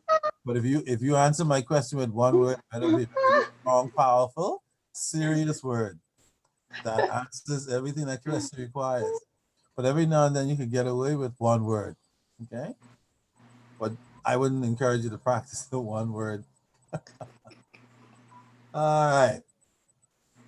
So the credit decision factors then, these are not difficult concepts. We're told, for example, at the very beginning that number 1 is elementary. Elementary meaning that's standard for anybody who's lending to find out the amount and the terms. The second one, what about the second one? The credit manager is driven by the information in the credit policy. The firm should indicate in its policy exactly what its objectives are. For example, they give us an example in 7.1, the third paragraph at the bottom.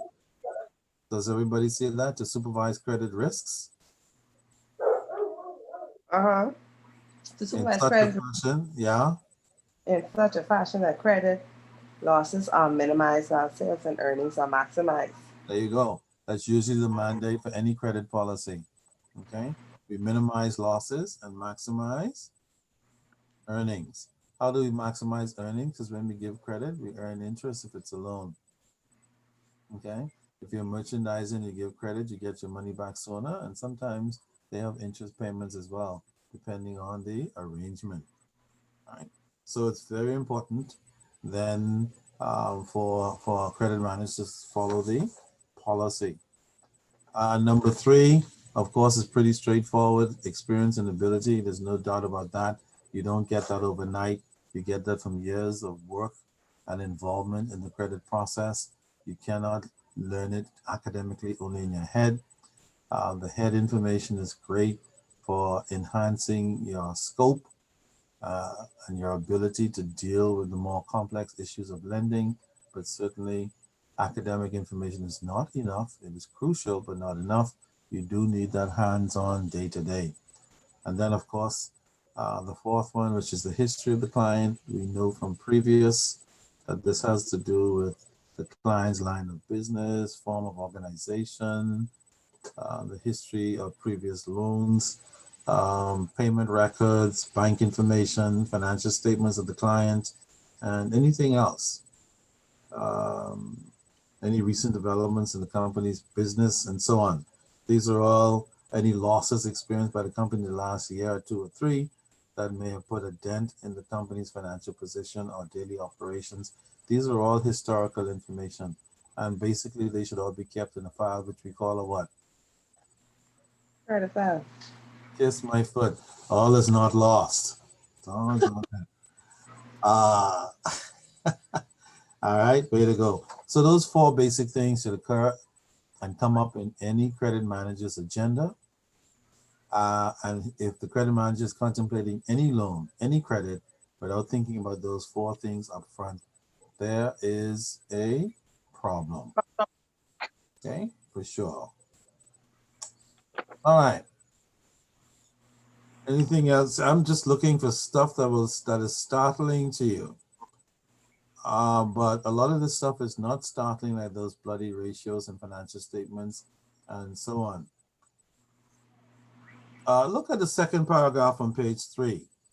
A quick review of these basic items is enough to permit a decision in many cases, those items that we just looked at. If each of these points measure up favorably, there is material assurance that the customer concerned will pay its bills on time. So those things we just talked about, if they're working, your chances are you're going to get paid. Then credit that is modest and reasonable in relation to the seller's capital can be granted without further ado. So basically we're saying what? If those 4 things are in order, we've done our homework in checking those 4 things out we just discussed, then chances are most credits can be granted for the most part based on those things. Now, it isn't always that simple, make no mistake about it, because sometimes each of those 4 things will take you into a brand new world of investigation and checking. But that's okay, as long as you cover the relevant information that you need to get within those areas. Does it stop within those 4 areas? Hell no, doesn't stop at all. Those 4 areas are just guidelines for you to do a thorough check, to do a thorough check and follow up on your clients. Okay, that's for sure. All right, so let's go then to page 4 under number 3, the changes in emphasis. Who's going to be my Helena? Why don't you pick it up? Not only. Okay, not only are there an infinite number of variations in the type and grade of ingredients of a credit decision, the relative significance of any specific item of information can vary from case to case because of the interacting and influences of the other credit facts. Okay, stick a pin. So what are the other credit facts? Why do we even use the word other? We use the word other because we saw the four main components, which we use as building blocks. And trust me, depending on the size and term of your credit and the nature of your customer circumstances and their background and all that stuff, those 4 points can, by the time they get into the customer's file, you can have 3 or 4 files potentially with information that has come out of your investigations and your documentary queries and so on. Or it might just be a very little itsy bitsy file because the customer is not requesting a lot and therefore there isn't a whole lot of work to do. Okay? So don't lick a little mountain with a big old hammer. Always make sure that the background work you do in any credit deal is suitable to the amount that they're requesting and the time and the circumstances. Okay? Of course, the more complex the credit request becomes, the more time you should spend with those 4 issues and developing them. Okay? And getting all the necessary documentation to support your investigations. So sometimes you have to go back and check the file, remember that? And a lot of people assume that, oh, by the time they check these files again, I'll be dead or I'm working for another company. That might be true, but not always. Sometimes when questions come up about any file, credit file included, you might still be there with your signature on some of those documents. So be careful. All right. So what are some of those other facts to consider? Well, the first one is slow payments. Do you see that? Yeah. Yes. Managers, anytime payments start coming in slow, that's a red flag. And so the moment you see that on any client, you have to contact them and find out why until you get a satisfactory answer. Number 2, when financial statements show working capital is small in relation to current liabilities, the margin of protection available to current creditors is slim. Does anybody understand that?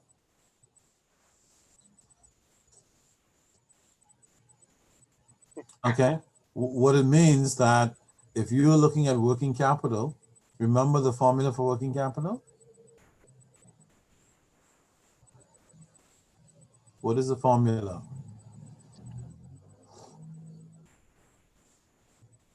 Anybody remembers?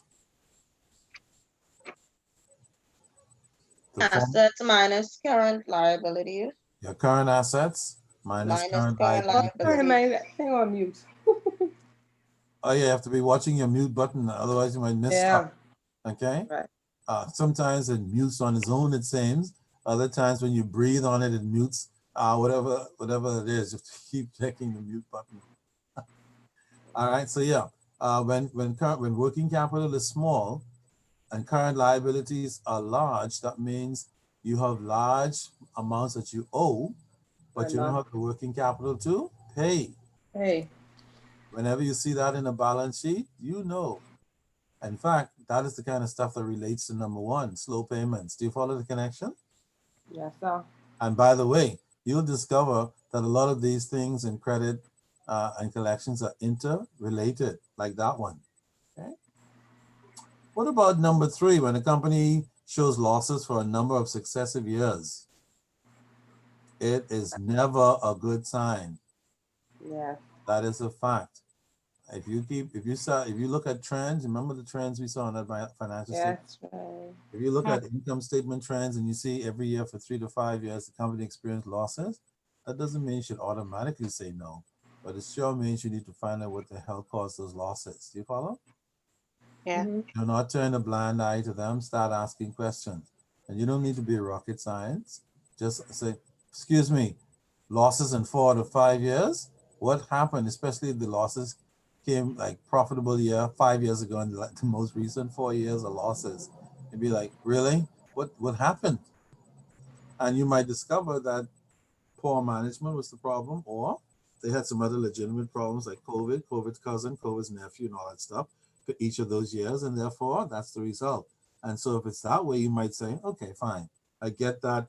What are your chances of recovery? You agree that they can recover, they don't have to liquidate and go out of business, and then you move forward. point is, you have to check it out. And then finally, the principal of a customer account might have been what? Previously involved in? Then you have another firm. Yes, with resultant losses to creditors otherwise. So if you have such a client in your portfolio, or you're looking to lend money to such a client, and they have a record of failure in some particular area in business, does that mean you shouldn't give them the money? No, it doesn't mean that. It does mean though that you should pay attention. Look into it. Yeah, look, that's it. Look into it. As a matter of fact, that should be what? A credit manager's national anthem. Look into it. Check a little bit more. Find out what's going on. Look into it again. Look into it again. How somebody look into it. How somebody else look into it. Whatever you need to look into. Because the more, as a credit manager, the more you look into, you're like a credit police, aren't you? Yeah. The more you investigate, the better your decision will be. That's the point. The less you investigate, unless you get lucky, the less suitable your decision will be, especially if it turns out that that decision ought to have been a what? No. But we don't want to really say no. We're always looking for a reason to say yes without giving up our birthright and putting the company at risk. But if it comes down to checking all these things and you discover that you cannot get correct answers, that the numbers are not panning up, then you must say no. Okay. Now, page 6 is a case study, very simple case study. And I encourage you guys to have a look at it. I just need, Helena, you were reading, read the last paragraph in the case study. Let's see what conclusions they came up with. They said such a problem can be solved properly. Oh, sorry, not that one. Not that one? The last paragraph in the case study. Oh, I'm sorry. Okay. The seller has done business successfully with this customer on and off for more than 10 years. The credit exposure in the past occasionally reaching 75,000. The credit department has a favorable impression of the principal, and through its knowledge of the customer's operation, believes the merchandise ordered can be used profitably. Okay, so whatever happened in that particular scenario, the seller decided what? We're going to still continue to do? Business. And notice, sure, there were some issues, but not sufficient to cause the seller to say, I'm not doing business with you anymore. There was a funny, the quick ratio looked a little interesting, 0.25 to 1. That means you didn't have too many what? Current assets to pay current liabilities. But notice inventory turnover, I'm in the second paragraph of the case. Inventory turnover is 6, meaning that that is a significant number. It's turning over fairly quickly, once every 2 months. And so I'm sure that was an indicator to the seller that, hey, because this inventory is turning over quickly, I can live with a lower quick ratio. Because soon they'll have money in the bank account anyway because of this quick turnover. Okay. And notice working capital turnover is how many times? 12. 12, which is significant, which means that, hey, despite 1 or 2 negative issues, in the third paragraph, they said, you know what? Because of those variables, so working capital issues and so on, they've been with us for more than 10 years. They know them, haven't defaulted. So they're fine. They can go ahead with it. And this is how credit decisions are made. If you look purely at the numbers sometime, you will not do the credit. But you can't only look at the numbers. You have to look at the 10 years that you have that client, correct? And there's a reason for considering a client that you've had for 10 years, even though everything may not be favorable. You want to give them the benefit of a doubt. They have to really be in a bad shape for you to start what? Turning them down. Okay? And this is the expectation that you should have in mind as a lender. And certainly I can assure you that is what your borrower has in mind. Like, I've been with you for ever. How can you do this to me? Or, thank you, I know that you made a sacrifice giving me this credit still, but you know, I've been with you a long time. And as usual, I will eventually meet my commitments. Okay? That's for sure. All right.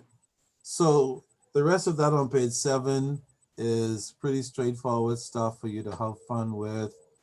Um, so let's go then over to page 8, where we have a little bit of information on learning how to make credit decisions. For the most part, we already started talking about that from the very beginning on page 1 in this chapter. But this particular section deals with the newcomer coming in. As you'll read, a lot of background information on how to manage newbies in the credit department, making sure that they're properly trained so that when they go out there and take on more responsibility, they can do the proper job. Okay. And all persons in credit, as it is in any job, should actually go to this. There's a little discussion about credit judgment. It's a skill you don't learn in the classroom. You just gather it by practicing and exercising whatever your level of common sense is. History has shown that we all don't have the same level of common sense for some reason. So the level of your judgment will be based on your experience, your exposure, and your common sense oftentimes, along with all the mathematical mumbo jumbo that we discussed called ratios. Okay. The suggestion is made that if you're new, start slowly. Don't try to become more than you can be. That makes sense. Like anything else, including riding a bicycle, you don't speed off in a bicycle or a car if you're learning to drive. The same thing happens in credit management. Somebody should be there to train you, show you the ropes, show you the paperwork, pay for you to go to school, do whatever's necessary because you represents the future in the credit department. And that's really how they should be thinking about it. Especially credit skills are so specialized these days that not anybody can walk in off the street and be good credit people. There are certain key things you need to know. Whether you're a junior credit officer or a senior credit officer, credit manager, whatever the case might be, there's a specialized work that you're doing here.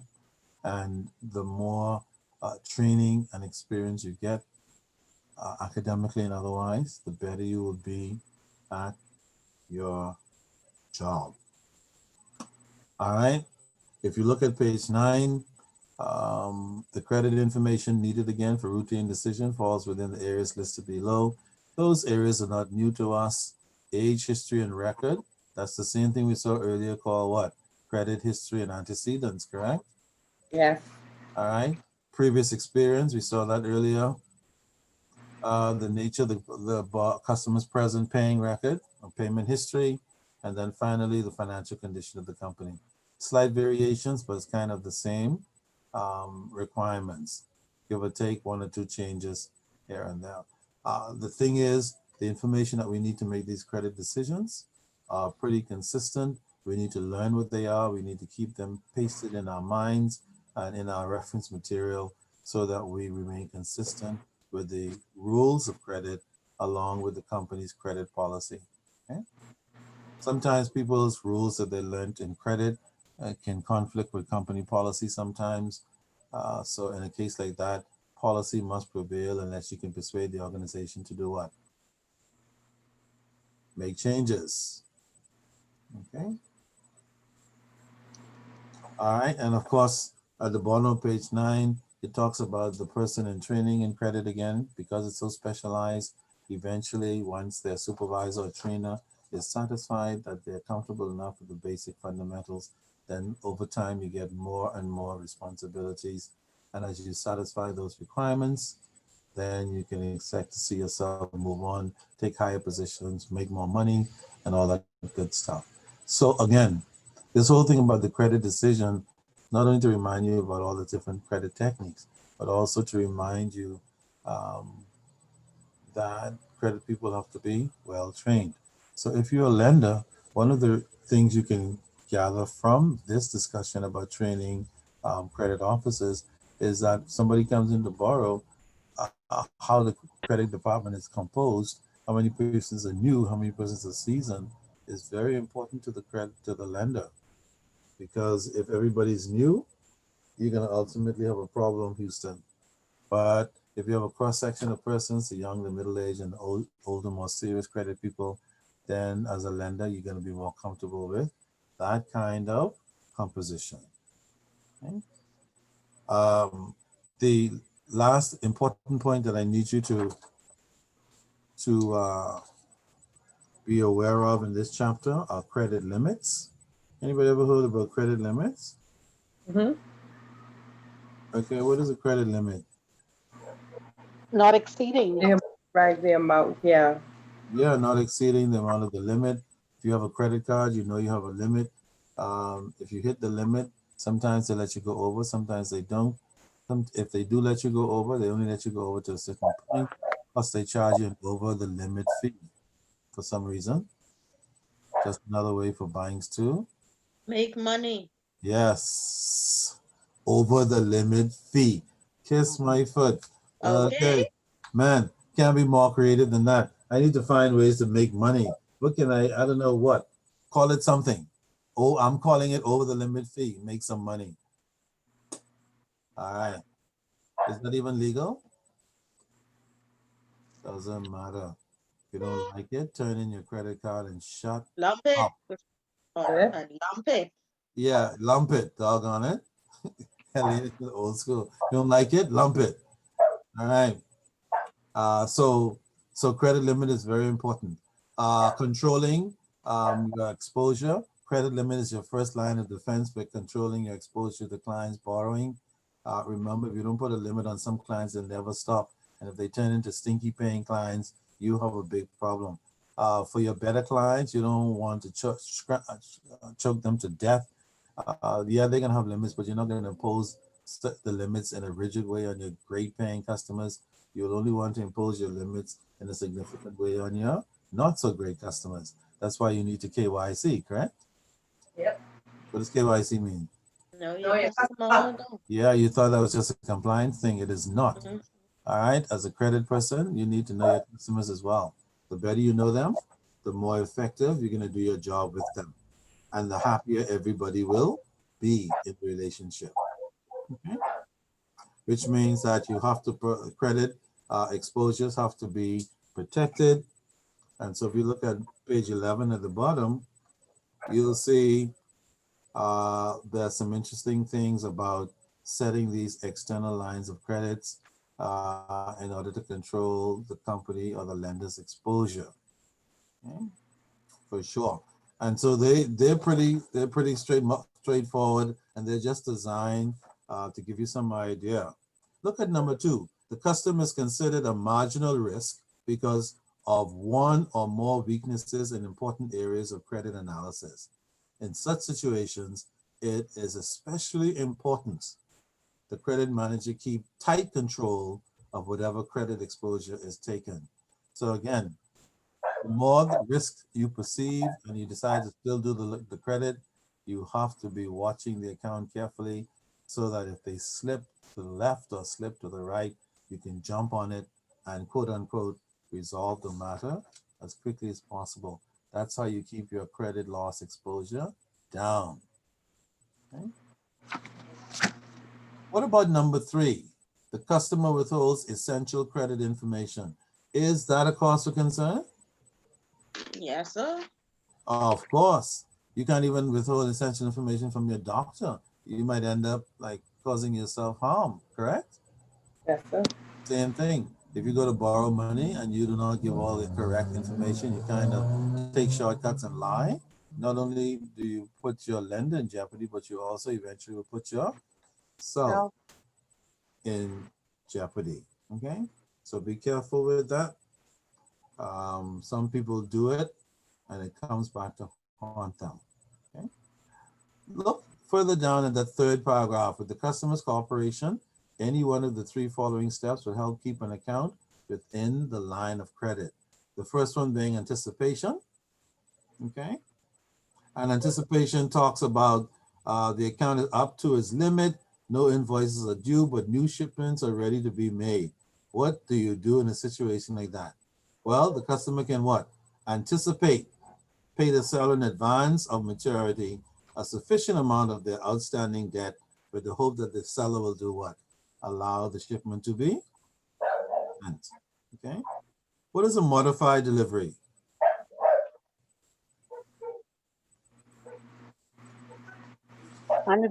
Unwillingly or unable to pay. Okay, and the customer is unwilling. Is it? Has anybody ever had a customer who's unwilling to pay? Yeah. Yeah, there are a lot of people who just don't want to pay. Now, the unable people, they are sick, divorcing, out of a job, things like that. They are unable, inability. But you have that other gang who are unwilling. They'll pay whenever they Feel like and in any amount they. go on. Mhm. All right. So when we get into our little discussion later in a few minutes on collection, you'll see one or two techniques we try to use with those kinds of people. All right. And then, of course, number three, you can do shorter selling terms. Instead of rescheduling deliveries or anything like that, you can give your client what we call a shorter selling term. Instead of 60 days, you can give them 30 days to see if they can get the payment into you quicker. Because remember, or you can get, instead of 30 days, you can give them 60 days if you can afford to do it, which gives your client more time to gather the money that they owe you. Because remember, at the end of the day, you just want to be. Happy Well, that's part of it. I like that. Yeah, you want to be happy. But what makes a creditor very happy? payments on time. Yeah, payments on time is the happiest moment. What is the second happiest moment? Making a payment at all. So, yes. Yeah. So creditors are happy about two things: timely payments and payments that are actually made, whether they're timely or not. No. Because you have certain clients who are not timely, don't get rid of them. Sometimes people who are not timely are the ones you have for 10 years. And the ones who are timely, they're only there for a year or two. Interestingly enough. And then they're gone for whatever reason. Okay. So those persons who miss a couple of days, 5 days late, 7 days, 10 days, yeah, they're a pain in the butt. But hey, what can I say? Sometimes they're the ones that keep coming to borrow, keep your portfolio active. Do you understand? Mhm. Yeah. It's like persons who need to borrow for school fee. Their child in grade 3 and they fall behind on payments late for a little while. Why would you stop giving them credit? They're gonna they're gonna borrow that school fee every year by hook or by crook if it kills them. So if they're a little late, so what? You follow? Mhm. Let them be late because you know next year they're coming back for what? More, And then the year after that? more, Yeah, grade 6, double, 7, 8, 9, triple, 10, 11, 12, infinity. 4 years of college. So they'll be borrowing till forever.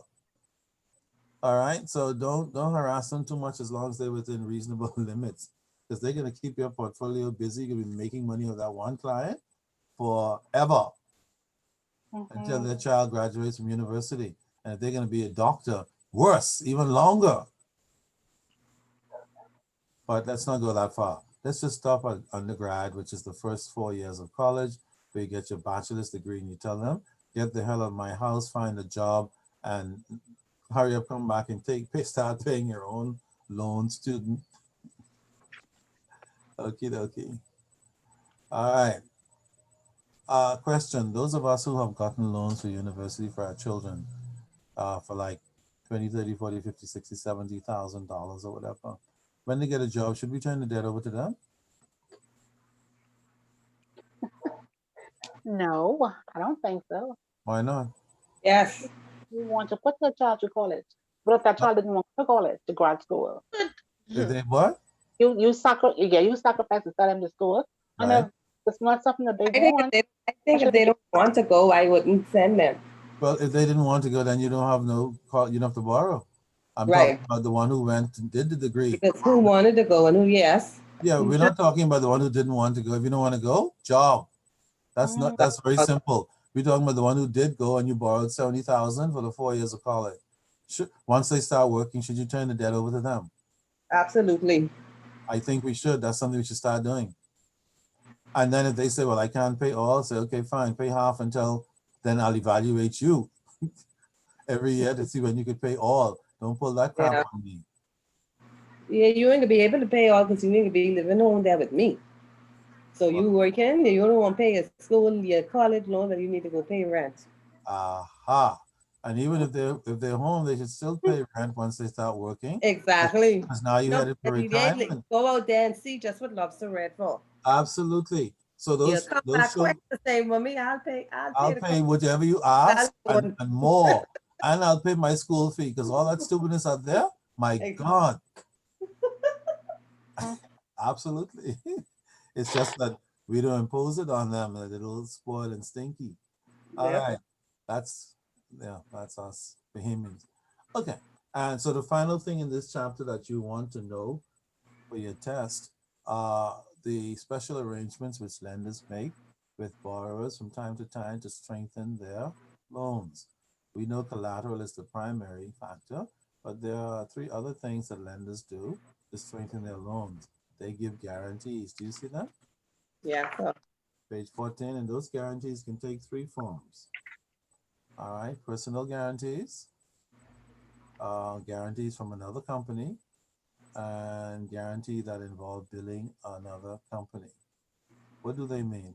A personal guarantee is when the owner of the company signs a document telling the lender, if I don't pay this loan, you can actually come after my company assets and my personal assets.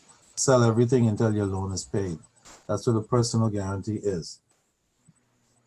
Okay. Guarantee of another person or company is when the lender says, I need somebody else to guarantee this loan because your application is not strong enough. So that in the event that you don't pay, they'll have to pay. That's what number two is. Yeah. Whether the guarantor is a company or an individual, the responsibility is the same. If the principal does not pay, whoever signed as a guarantor from it's individually or responsible. from company, they must pay it back in law. Okay. And then, of course, number three is the billing. That of billing another concern. Billing may or may not be a contractual arrangement, but if the arrangement is that the lender will send or the seller will send the bill to another company based on some arrangement, then that other company will be expected to pay. If that other company stops paying, then the lender can then revert to the principal. But oftentimes in number three, the guarantor is not legally binding. They just offer to pay. Okay. Like when a parent decides to pay for the child who's in university or who's unable to make a payment for a loan that they got, the parent says, fine, I'll pay, send me the bill. See? That's kind of what number three is. But of course, if you stop paying the bill, then the lender will have to revert to the original borrower. Okay. Or a guy meets a girl, falls in love, and he says, you know what?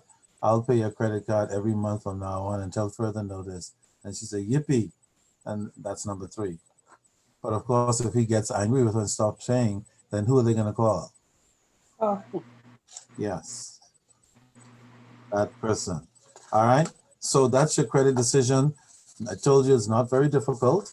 All you need to do is learn the key points in that chapter, and that should not create any gray hairs for any hardworking student who will be studying beginning tonight, who will be locked in on the weekend, who will be studying diligently on Monday and Tuesday, and who will take Wednesday off to study all day in preparation for their final. And who will tell anybody who calls you that you're not available, get behind me, Satan. I just need one bottle of wine. Sorry? I just need a bottle of wine. Wine doesn't make you dizzy? Just the studying can make me dizzy. The wine can bring me back. Oh, the wine brings.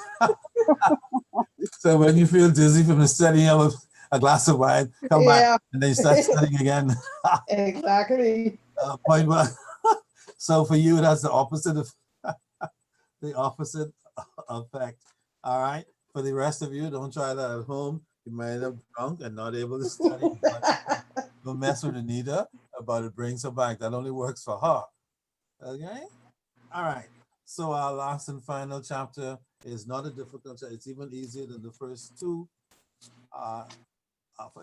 For those of you who thought that this was hell on earth, it really is not hell on earth at all. Um, it's just a matter of reading through like any text and highlighting the key points that are in there and anything else that we talk about in the next few minutes. It's really not difficult at all. Okay. Notice the opening salvo at the very top of page 1.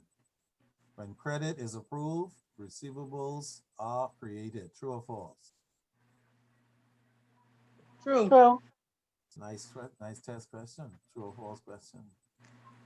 Ah, true or Right. false? Rowena, Rowena. Yeah, right. You never know. Most of these receivables are paid by the due date or before. So most of the customers in your portfolio will pay. The real problems for collection people are that 5, 10, 15% who are not paying at all and who are not paying on time. Alright. At least 70% of your clients are going to pay you on time. Another 15% are going to be paying you right after the time.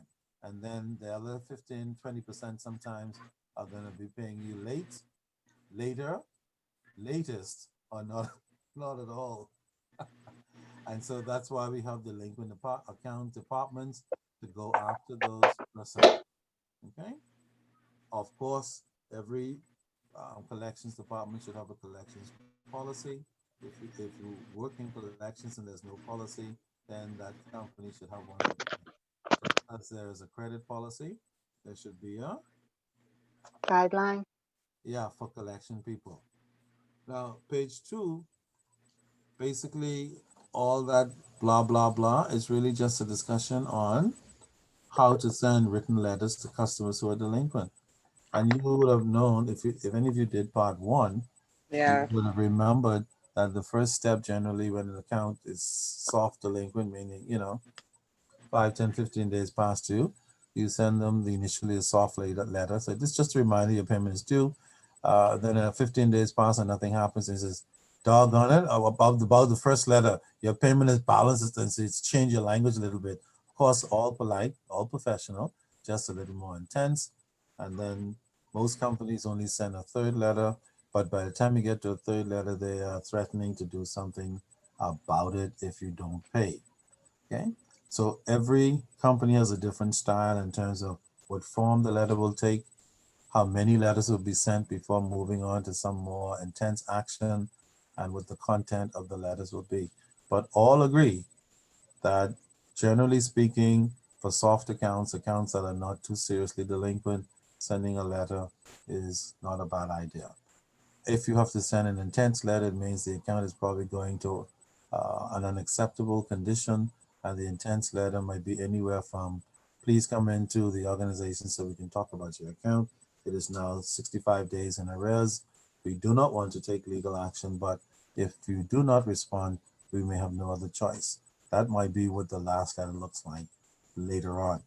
Okay, so those are the kinds of letters that you'd be concerned about, and when you would have read that particular page, you'll see that that is the content and context of that.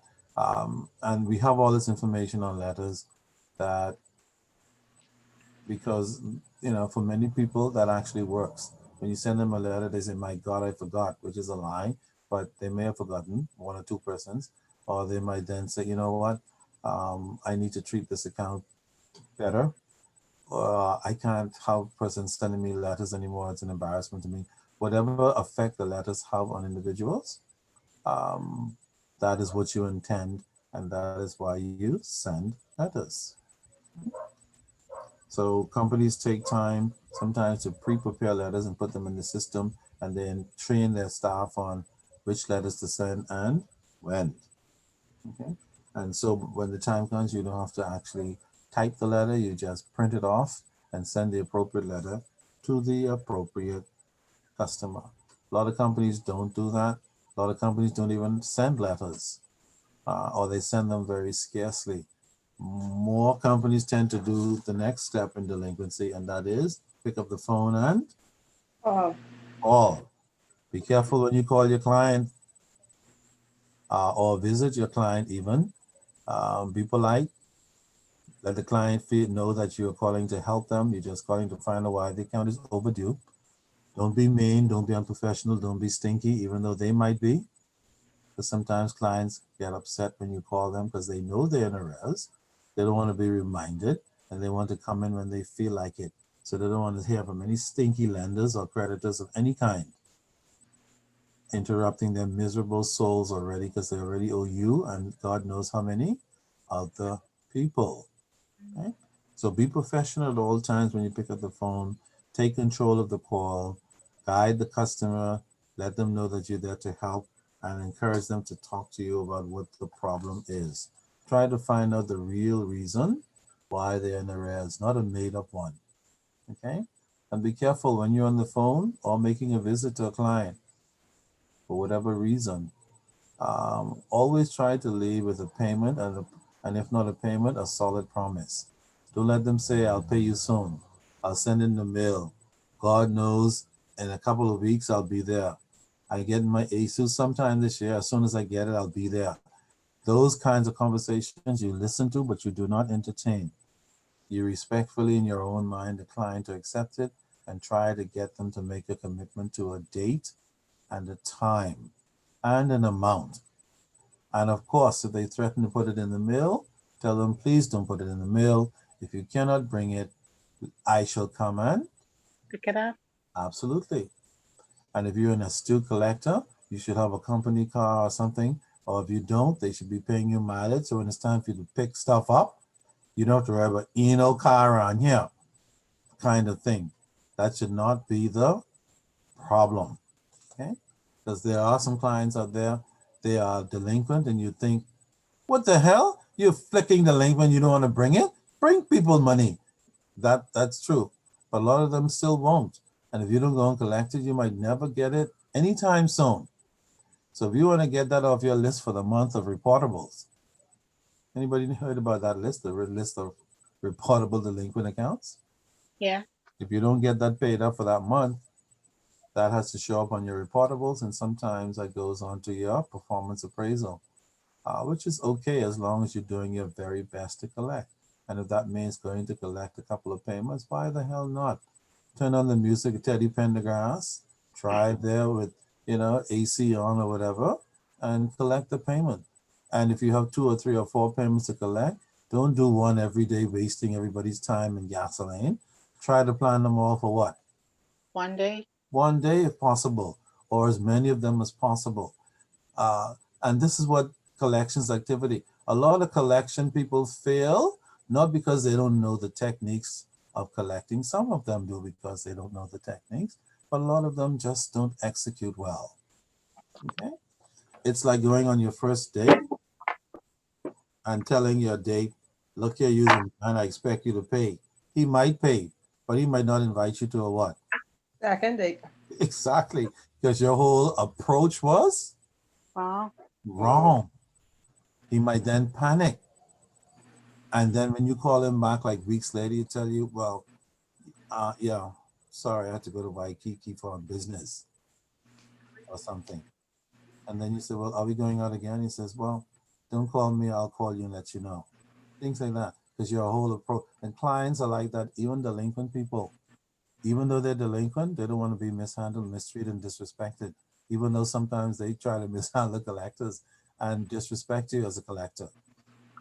You must never let them drag you into the Right. correct. Okay? Now, some collectors have said to me, but that's our company money, and they owe. Of course they do. They do owe. It is your company's money, but the more professional and persistent and smart you are about collecting, the more you will be, the more successful you will be. And that is really the gist of the first half of this lecture. And when you read through your notes, you'll see it'll talk about everything in more detail about what I just told you. But at the end of the day, that's what it will boil down to be. And anybody who's in collections worth the cheese, or you know anybody in collections who need help or anything like that, you can now either execute for yourself or advise them of some of the things that they could perhaps be doing. Or if you're listening to them call a customer who's delinquent and they're really mean and out of order and unprofessional, you might find it necessary to say to them, whether you're their colleague or their supervisor, that that is inappropriate. that will not get the client to respond favorably. Plus, they will badmouth our company. And so those sales that we used to get, some of them might be their family members. Is that correct? You never know. Yeah. And if they start bad mouthing your company, all of a sudden your sales start to what? Drop. Absolutely. So if you're here, if you're a beautician and somebody, well, beauticians work for cash. But even if you have one person who's your friend who said, um, you know what, Renita, I don't have the money this week. Can I pay next week? And then you said, okay, fine. Don't forget. And then you have to call. They don't pay. They don't even come back. They go to another beautician because they don't want to pay you. And their claim is, I'll go somewhere else until I could pay. And sometimes they don't ever pay. And then you have to call them, Suzette, I only gave you the credit because you were a friend of mine. I noticed you haven't come in to pay yet. And then she's, and no matter what she says, people come in, you're running people down for money. Whatever the thing is they tell you, you still have to be polite and conscientious. Because remember, if you kick off on Susan, even though she owes you money, and say, you see, that's the same thing with y'all stink dog people you give credit to. You promised it, don't ever do that stuff. Because even though they owe you and they might be wrong in their approach to you, if you do that kind of stuff, those same people will turn around and go other places and badmouth you. Before you know it, some of your other customers don't go. Or people who they're talking to might be related to Susan. And all of a sudden, because of her bad mouthing, you might even lose business, potentially. I'm just saying those are long shots in some cases, but I'm extending the complications and the issue of mishandling clients who are delinquent. We don't ever want to get into that. No matter how rude and disrespectful your client must be, you must always be on your game and always sound like you're trying to help them, because that's really what you should be trying to do. Because at the end of the day, what is your objective? To collect the funds. You have to collect your money, Mm-hmm. okay? That's your objective. And you always keep that in mind. All right. And so, in terms of collecting the money, look at page 7. All right. Different payment arrangements. Notice there are a number of payment arrangements that you can make with the client once you find out what their problem is. But you first must try to find out what the real problem is. Sometimes they don't give you the real problem on the first call. They lie and make up stuff, and then they're late again. And so you may not get the real problem until the second or third call, or second or third month even. You follow, folks? Yeah. The key is, so you have to be patient, persistent, and professional. Don't ask me what that is tomorrow. I probably won't forget. I just kicked in a moment ago. That was like on the spur of the moment. But it is true. Patient, persistent, and what? Professional. All right. Always. All right. So how can you help your client? First of all, you can give them payment on account. They can make certain amount of payment, whatever they can afford to pay within reason, until the account is paid up in full, and then you go from there. That's one option. Any other options?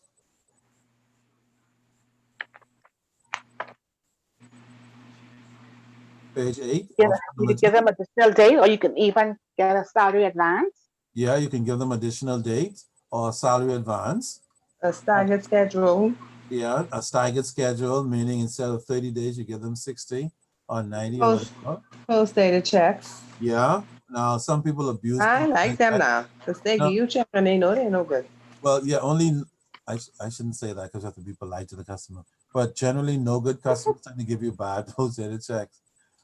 Good customers who are well-intentioned, and again, you have to work that out based on your what? KYC, correct? Right.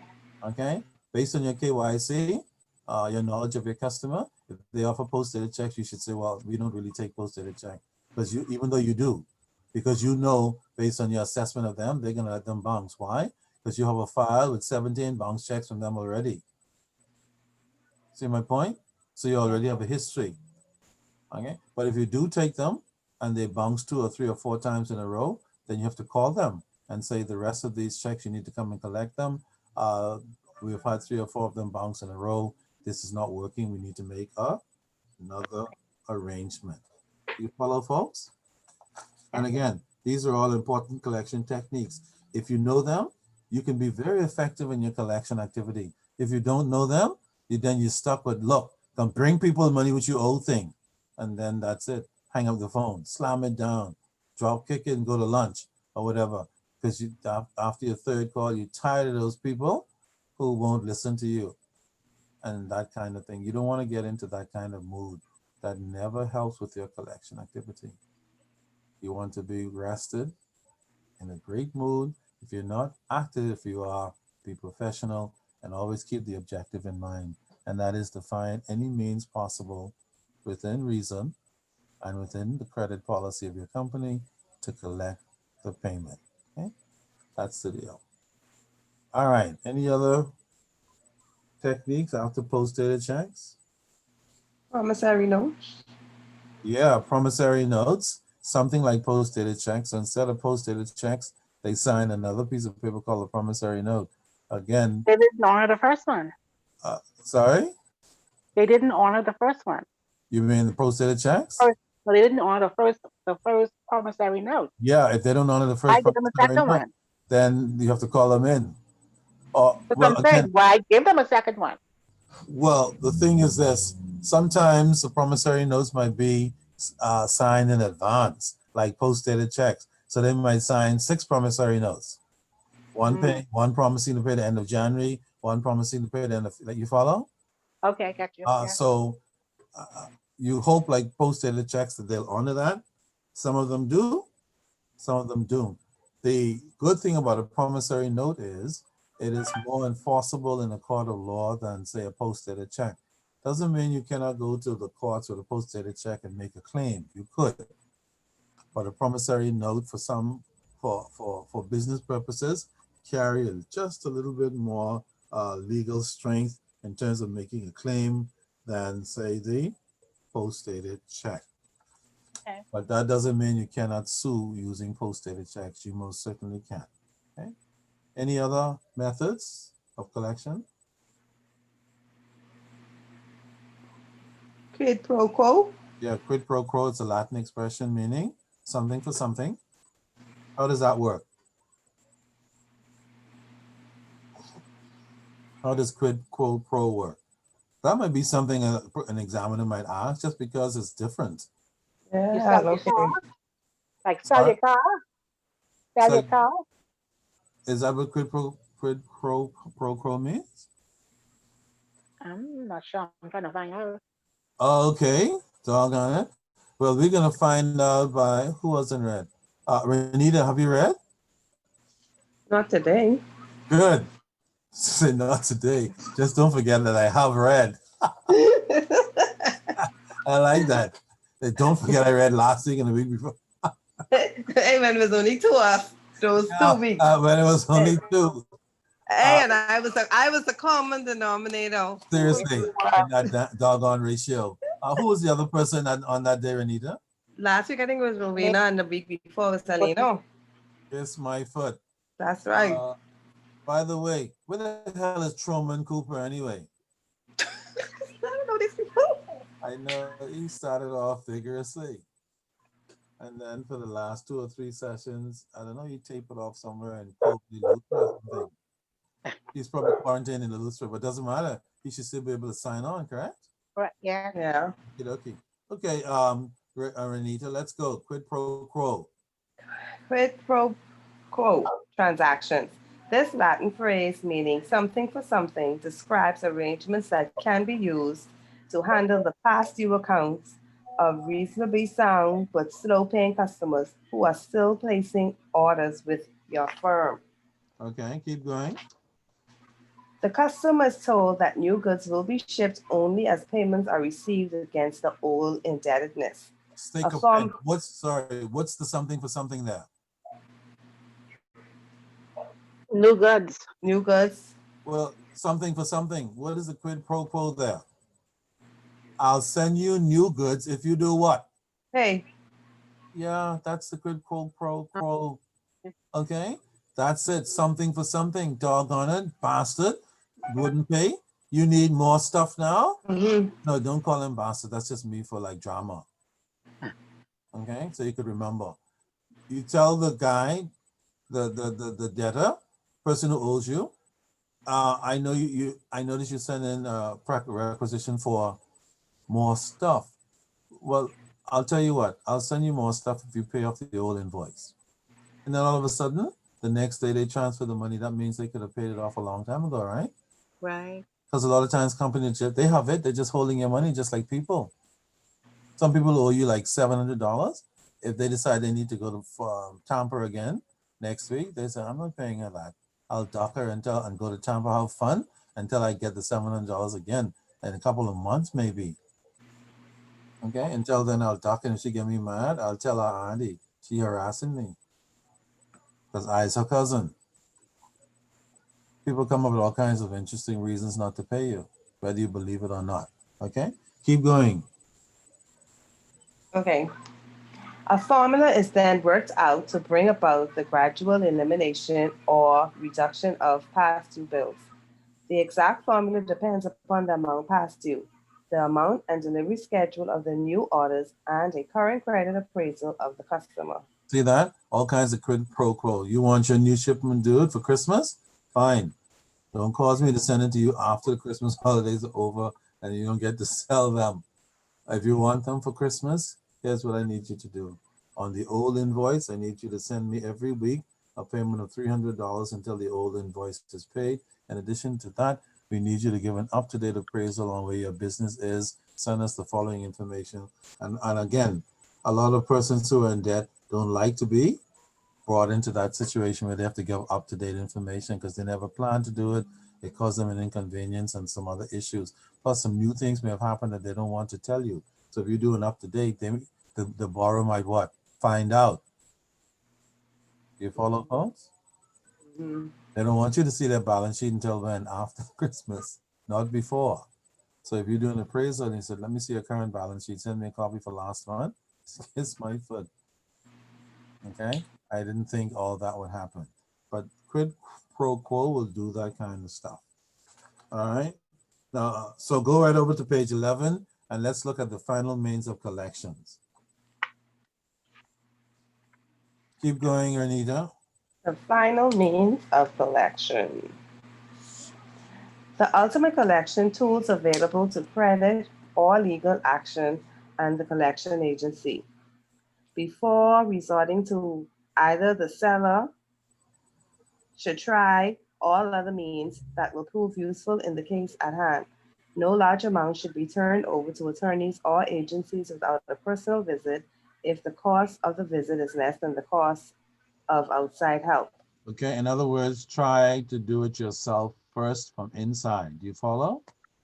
Okay. Then, if it doesn't work, then you should seek a collection agency. If you run them down for 6 months and they don't seem to be getting any results because the customer or customers are not paying, then you may get rid of your collection agency or put them on hold, one or the other, and contact your attorneys to see if you can sue them because they're working, they have income, they have assets maybe that you can take a lien on to sell in order to collect your balance. Okay? They have inventory that they bought from you on credit. Do you follow, folks? You Right. can get a court to go in and confiscate the doggone invoice or give an instruction to them that when these inventories are sold, by law, you're required to pay this creditor first. And Mm-hmm. if you don't follow our instruction, you'll be in contempt of, Court. and we will what? Lock you up. That's what legal action allows you to do. Do you follow that, folks? Mhm. If you decide to go that far or if you have to. All right, keep going. Before turning over an account, the customer should be notified in no uncertain terms that this will be done in a specific number of days. If this warning or threat brings no response, the account should be referred to outside professional help promptly. A credit grantor cannot afford the reputation of crying wolf, for it will vitiate the firm's collection efforts. Indeed. Thank you very much, Renita. For those of you who are in collections or might end up in collections, that is a very powerful statement. Once you've gotten to the point where the customer becomes so uncooperative that you have to go outside to an agency, You now know that you are wandering on grounds you don't want to be on. You're there because you have to be, because you're trying to protect the investment in the firm and collect as much money as possible so you don't have to write it off. Whenever you have to write off an account, that is money lost forever, theoretically. All right. So now some companies write it off and still go after the client. If they catch up with them, they just put the money back into the business. But generally, write-offs, it's a negative thing. And oftentimes once you get to write off, you never get the money. Okay. So that's a very strong statement. When you're going to go outside to a collections agency or to take legal action, you must advise the client, give them a fair opportunity to come in and discuss and make arrangements with you. If after giving them ample notice, they do not come in, you then go to the collection agency to do your thing, and then legal action if necessary, if that does not work. All right, who has not read yet? Rowena, have you read? Yes, I have. Tiffany, have you read? Last week. Tiffany read last week. No, No, Rowena. last week. Rowena, did you Yes, read tonight? yes, I No, read tonight. no. Rowena is the only one that hasn't read. Right. No wonder Rowena is so quiet. She didn't read tonight. Okay, Rowena, your time. A collection agency. A collection agency is special, specialized, a specialized form of business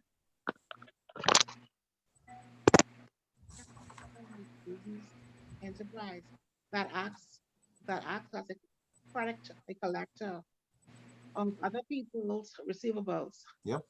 Receivables. It is a fee is the percentage of the receivables it is asked to collect, and usually there is no charge if nothing is collected. So Most generally, if you got a collection agency, the arrangement is if you don't collect anything, you don't get paid. That's how they normally work. So if you run into an agency that doesn't want to work that way, they are working outside of the norm, and you should find one that will work that way. Okay? right. All right, keep going. Most collection agencies operates in the same way that experienced credit people do using letters, telephone calls, personal visits, and pursued a debtor or pay. Oh, The visit sorry. And to to persuade. persuade the debtor to pay.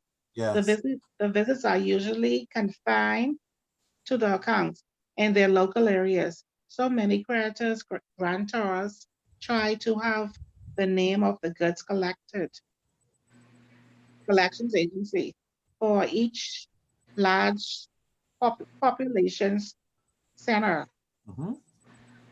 The Dun and Brand Street operates the collections activities, which is a worldwide network of branches. Did you hear about Dun and Bradstreet before, class? Yes, we have. Wonderful, wonderful. Keep going, Rowena. Okay. Given the time and opportunity, a good credit manager can do almost anything that a collections agency can do, but the latter does introduce a new element, the third party, that can be effective.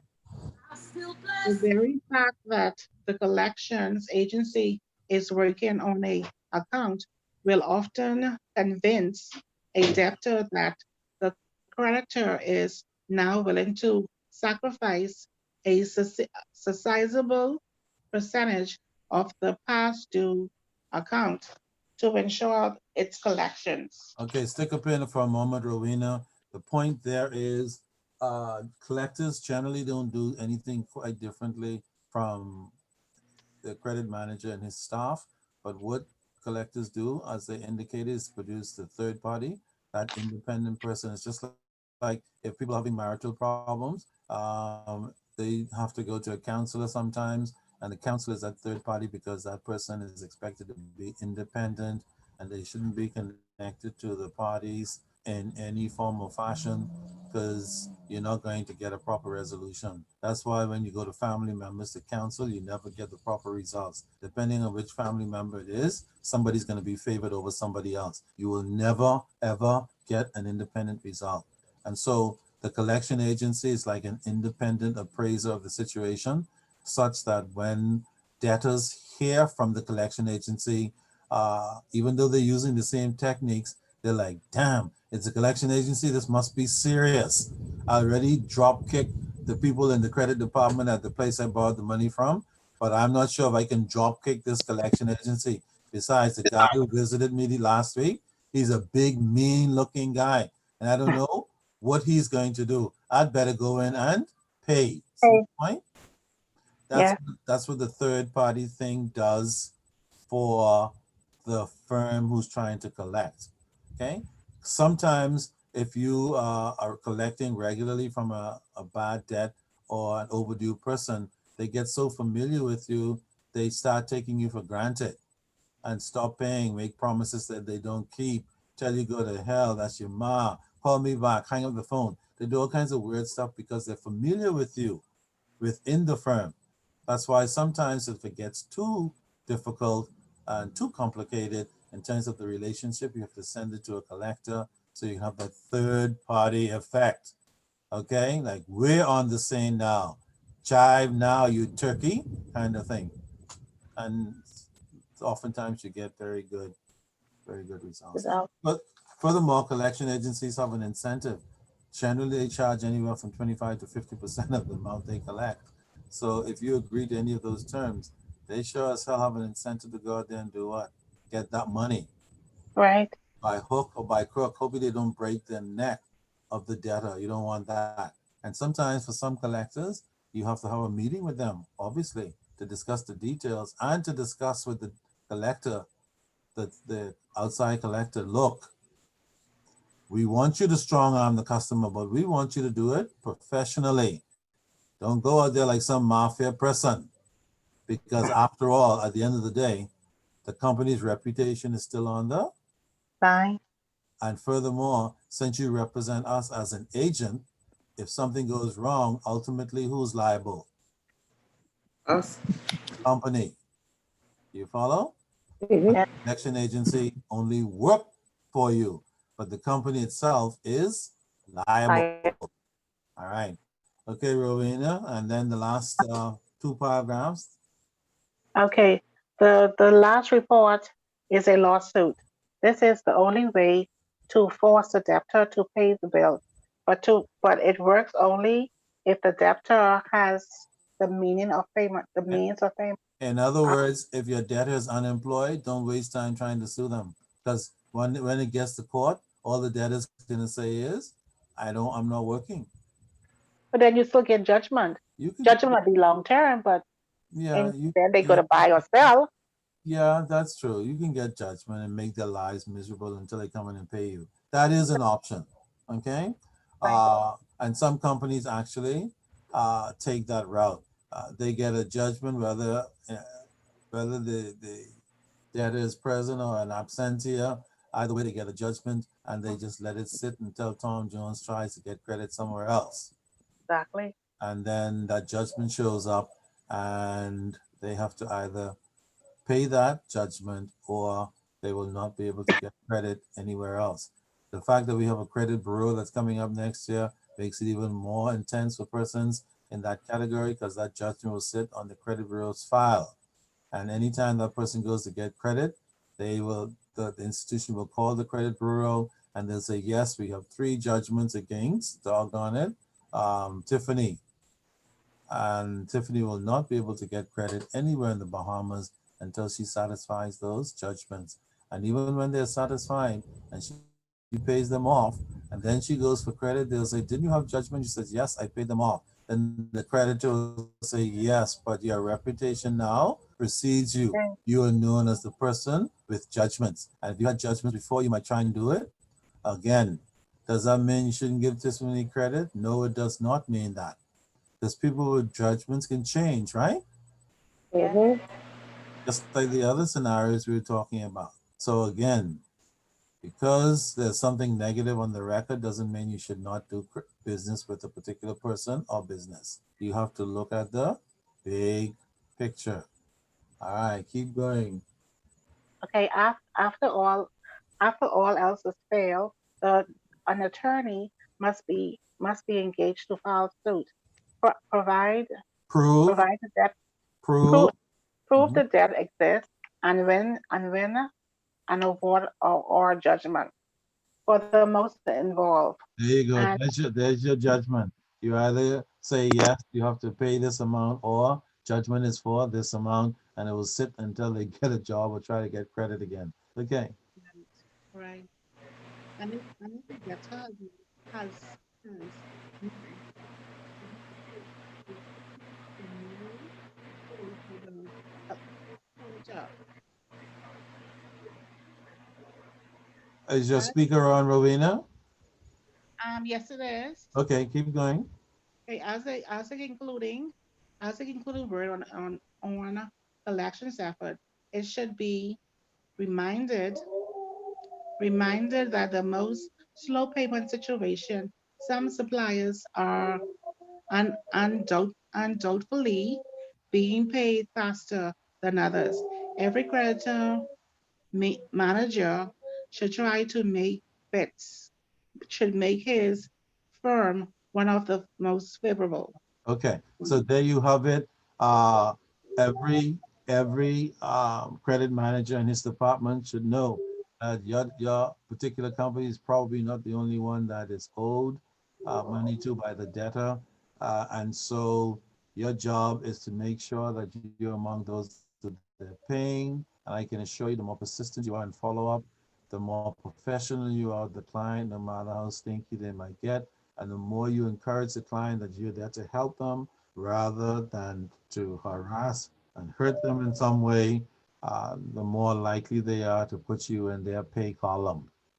Customers are strange people. If you treat them in a way that they're not satisfied and not happy, they'll pay you eventually, but they'll put you in their slow pay column because sometimes delinquent customers have their own program that they're running. And so they have creditors listed in order of how they perceive them. And if they like you, they pay you first. Or if it's a mortgage, they pay it because it's a mortgage. And then they go down the line and pay according to circumstances and how they feel about you and your company, interestingly enough.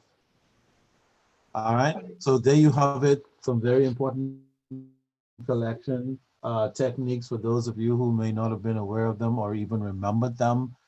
If you have to go out and collect money at any time for yourself or for your company, you might find one or two of those techniques useful. But the bottom line really is make contact as quickly as possible.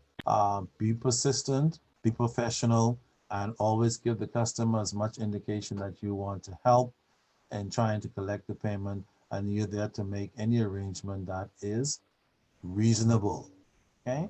Which implies to them that you're not interested in arrangements that are what? Unreasonable. All right? So good luck with all that stuff. Any questions at this point before we break and you go off to study? So once again, chapter 5, 6, 7, and 9. Correct. 5, 6, 7, and 9. And none of the previous chapters will be included in the examination. And the format will be basically the same as the one before, give or take one or two issues here and there, not to worry. Make sure you spend time knowing how to calculate those ratios, how to write them down if you have to write them down, along with all the other exciting stuff you need to know.